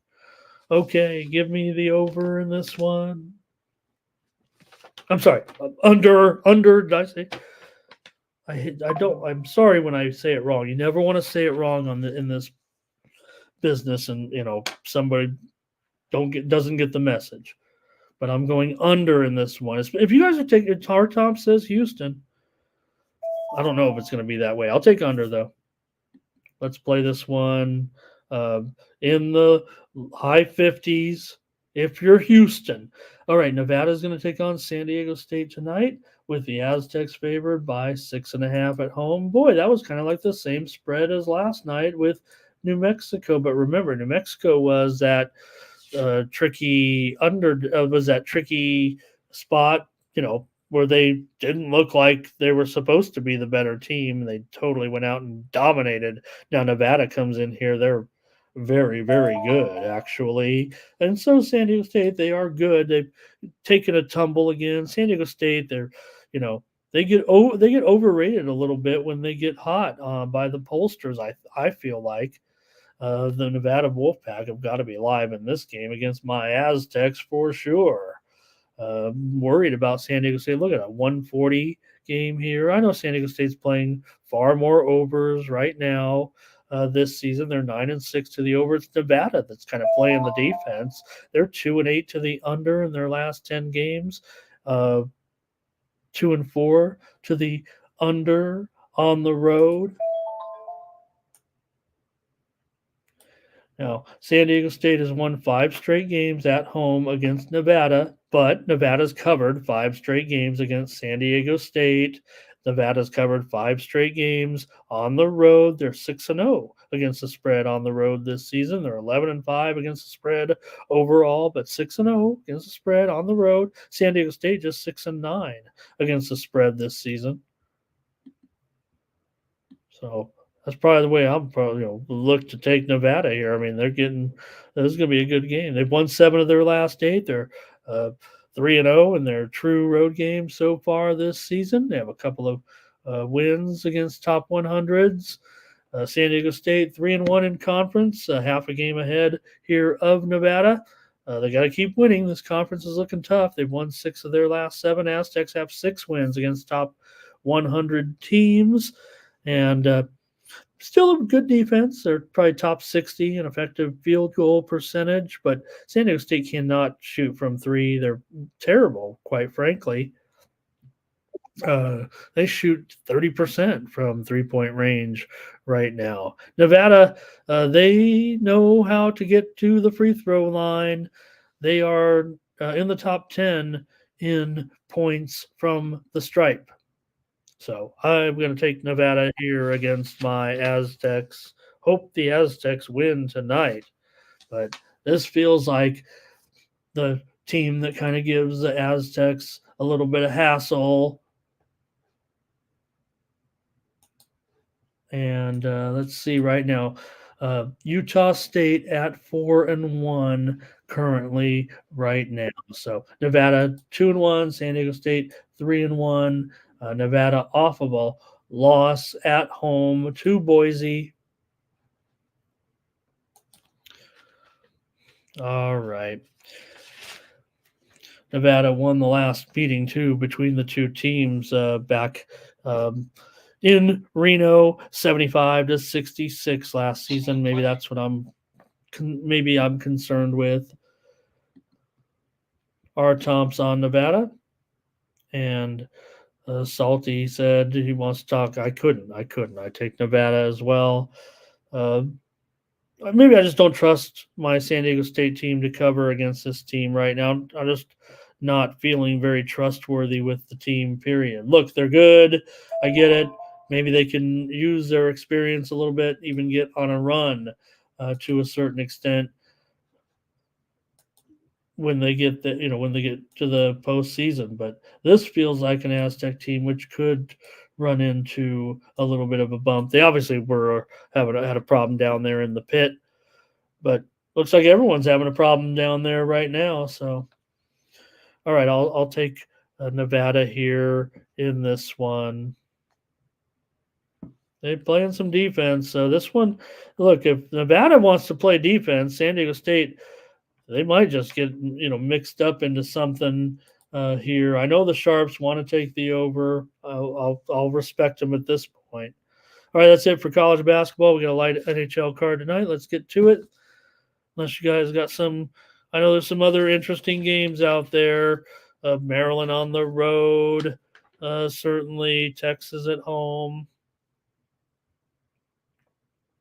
Pac-12 looks interesting, but not too fired up about talking about UCLA right now on the road. Carolina's favored by 21. Let's go to the hockey. Providence and DePaul getting hit under right now from the Sharps. Steam, Providence and DePaul going under. Currently, more steam that just came in. Davidson and Fordham over 142. These aren't picks. This is a line moving kind of right now. That one was just 3.5 minutes ago. Davidson, Fordham moving over. Colgate and Army moving under 132.5. This one got hit just 8 minutes ago. Under 132.5. Colgate and Army. Nebraska and Rutgers 11 minutes ago. Over 143 was the steam that came in. Davidson getting hit over right now in their matchup with Fordham. Over 142. That one's pretty solid, actually, coming out. That Davidson move, that's worth looking into. All right, just a few more tidbits there. Hope you like that. We probably could sit there and do a whole show like that, I feel like. It might be boring, but watching me. Let's talk about, but some people would actually watch it. We might lose viewership, but there'd be like 3 or 4 of you that would, we'd be together. We'd be together.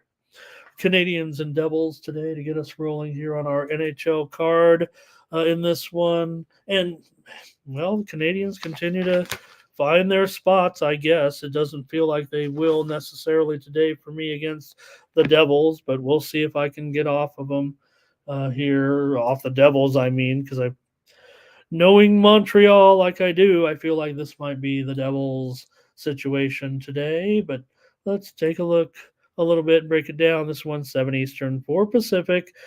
Sam in goal here, it looks like, against Vanasek for the Devils. But, Montreal coming off that surprise win over Colorado. I think we took them, right? We took them on the puck line, though. So we're on. We know when to be on Montreal and when to be off Montreal, I think. Maybe we can figure this one out today with a big price. Actually, I think it's going to be Dawes in there maybe for New Jersey. Let's see what's going on with the goalies here. You guys tell me if you can beat me to the punch. But maybe it will be Nico Dawes in here for the Devils. We've seen a little bit of steam coming in here of late now on Montreal, probably based on this goalie information, because it will be Dawes in there. Better change it. It's official. So Nico Dawes in there. I mean, that maybe has caused a little move in the line here.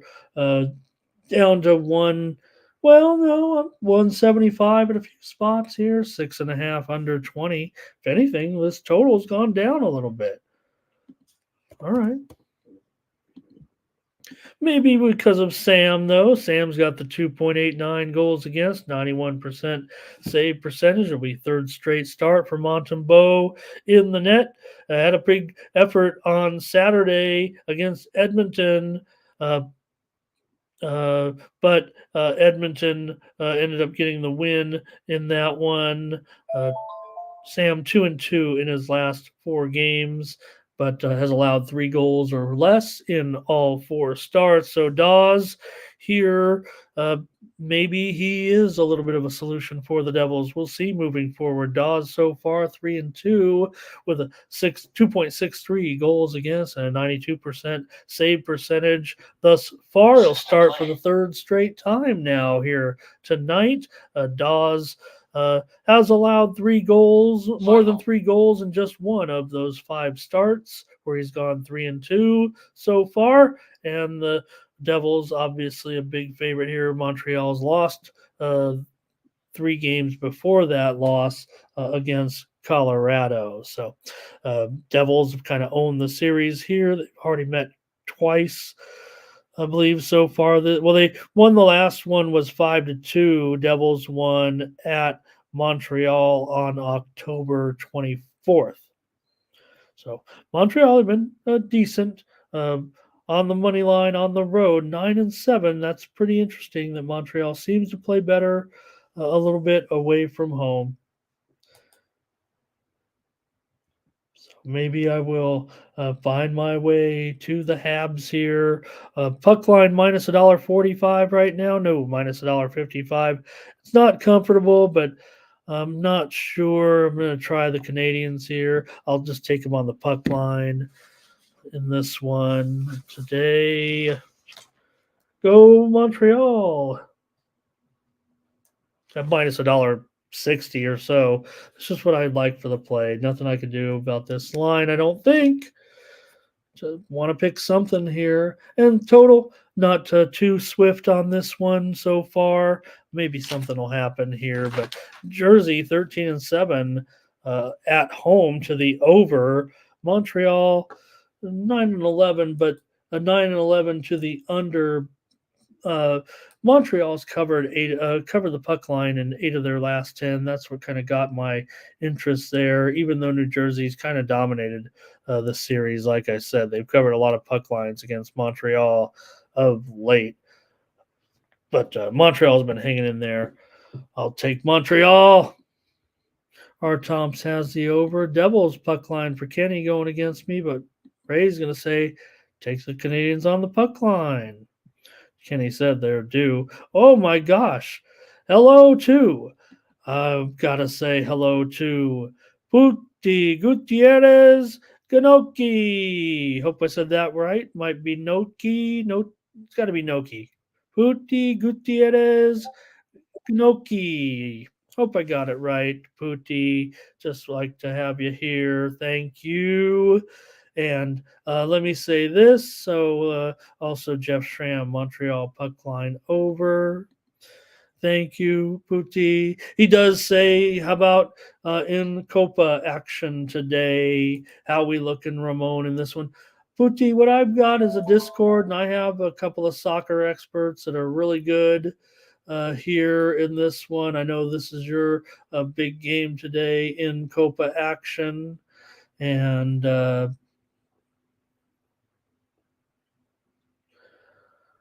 let's see here. I think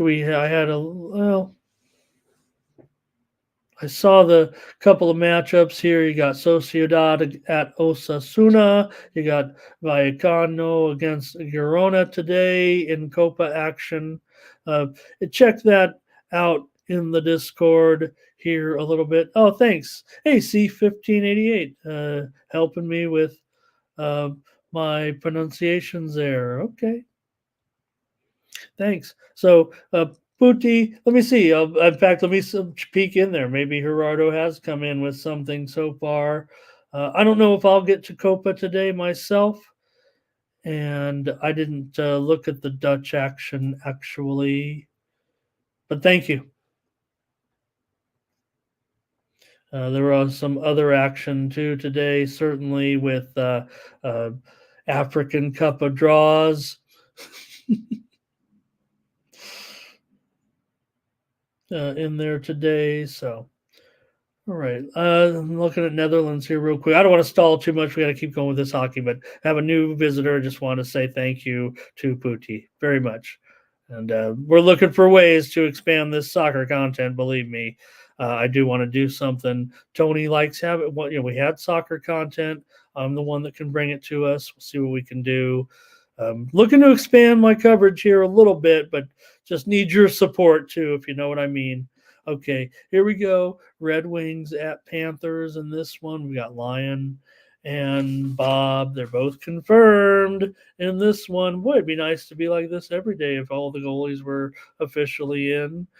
Here you got, for the Panthers, they obviously crushing it right now. Yeah, they finally tasted defeat here after a long winning streak, but no doubt Panthers, one of the best teams in the league and hottest teams in the league right now, despite that 2-game losing streak to Anaheim and New Jersey, going up against a pretty hot Detroit team, having won a couple in a row. They've been in a real good groove, 6-3-1 in their last 10 games, but Florida's 8-1-1 in their last 10 games. Make no mistake, they've been red hot. Florida's won the last 5 meetings between these two teams, including the only meeting so far this season, 2-0 back in Detroit on November the 2nd. 2-0 Panthers won that one. They've also won 5 straight at home against the Red Wings. Detroit's won 5 of their last 6 overall, covering the puck line in those 5. Against the puck line so far this season, you're going to be getting a great price here with the Red Wings, and they are 13-7 on the puck line. They're minus $1.40, which is pretty steep considering a minus 240 line, but pretty strong percentage. Detroit comes in, about 62-63% on the puck line on the road. Florida, 62-63% puck line at home. So, and Detroit as a puck line dog, 19-8, while Florida's a puck line favorite, 14-19. So, you guys make anything out of that necessarily? Detroit's gone over in 13 of their 20 road games, and Florida has been under in 7 of their last 10. However, 13 and 20, they've been a strong under. Let's just say 13 and 20 is a favorite to the under for Florida. I would think, is it really 6.5 over 25? Is it still over? It's starting to come down a little bit. 6.5 over 10 at Bet Online, 6.5 over 17 at Bovada. I would think under. I would think under heavy to me here. Feels like at this point. I don't mind this Detroit puck line though. Let me go ahead and take the Detroit on the puck line here. They seem to be playing pretty competitive. Yeah, Florida's super hot. But like I said, they've lost 2 straight, and maybe I'm going to take a look at that total, though. I would maybe think this is going to be a low-scoring game. What do you guys think in the comments? R. Thompson's leaning over. Jeff Stram's leaning over. Kenny Jackson's leaning over. I take everything I just said away about the under.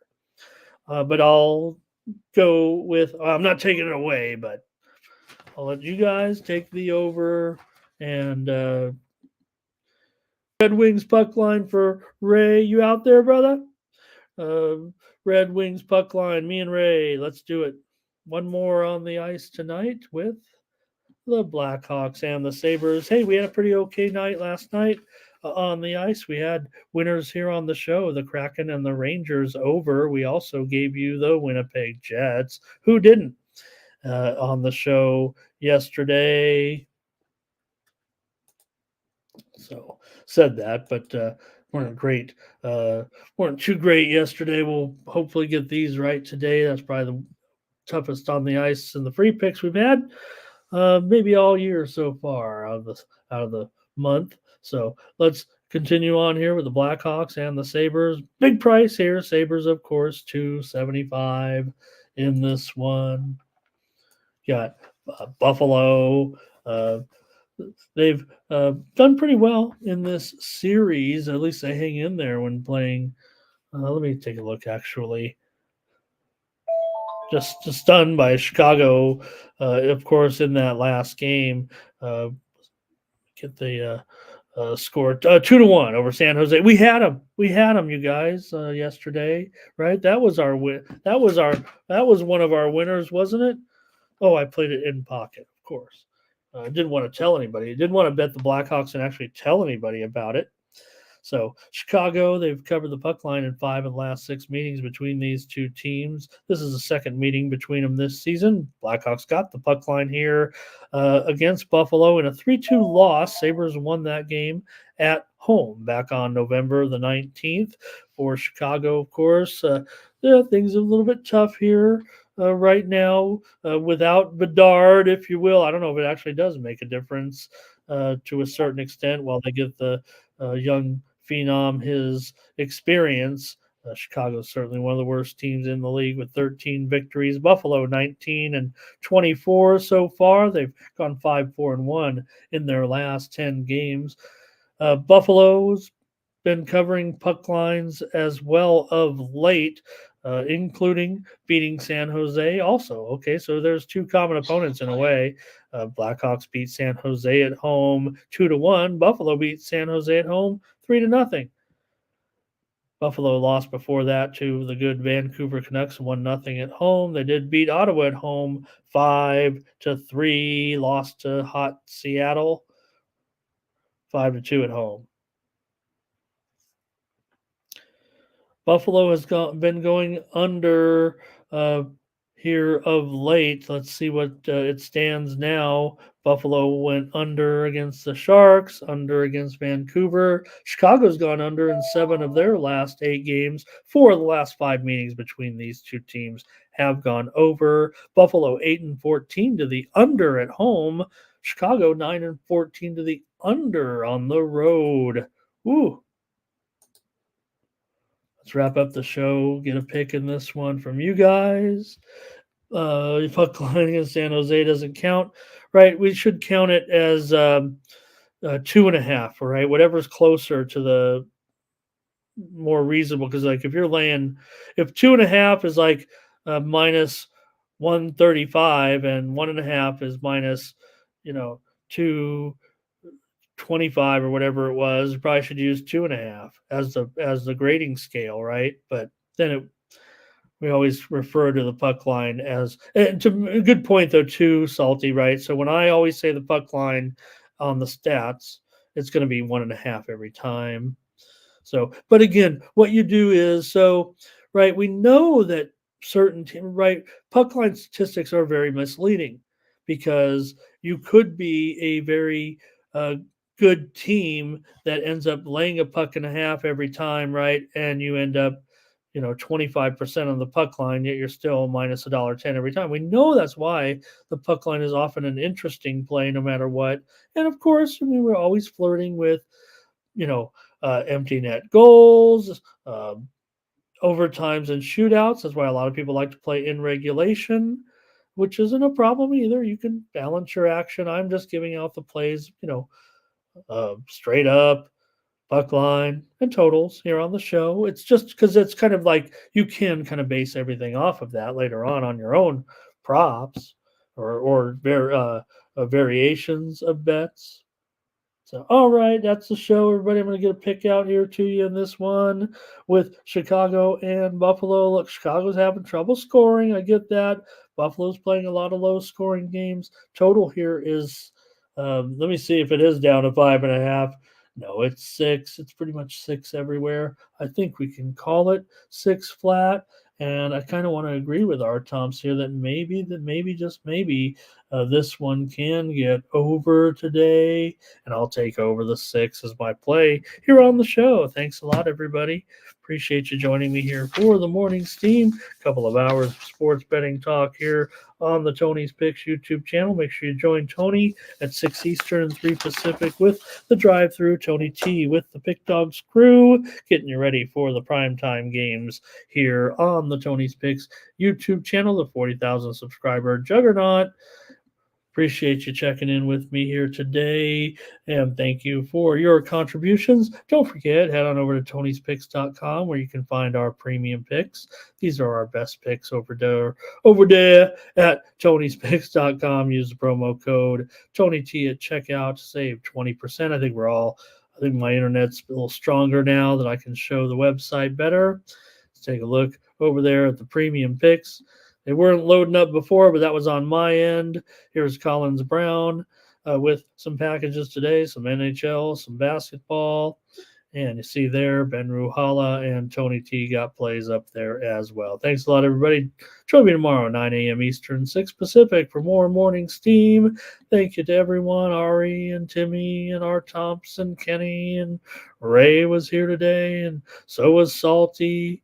Jeff was here. Putti, hello. Thank you again.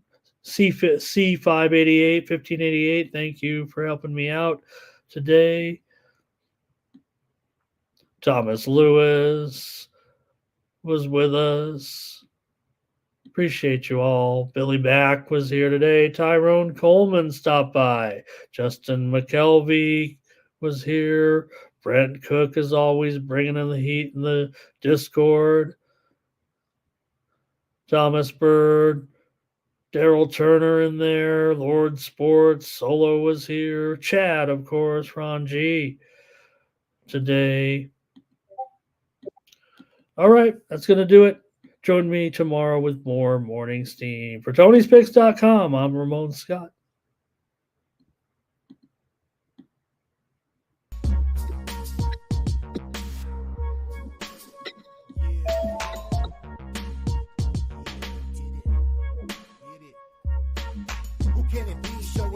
Tony T, yes, Ramon SEO. To the double T, be funneling these bookies like 1, 2, 3. They tapping out and we cashing now. It's plain to see. The morning steam is the A-team, Mr. T. And I pity the fools who can't hang. Coming with real game, it's sort of a freight train. It's been reported bank rolls are easy to maintain. So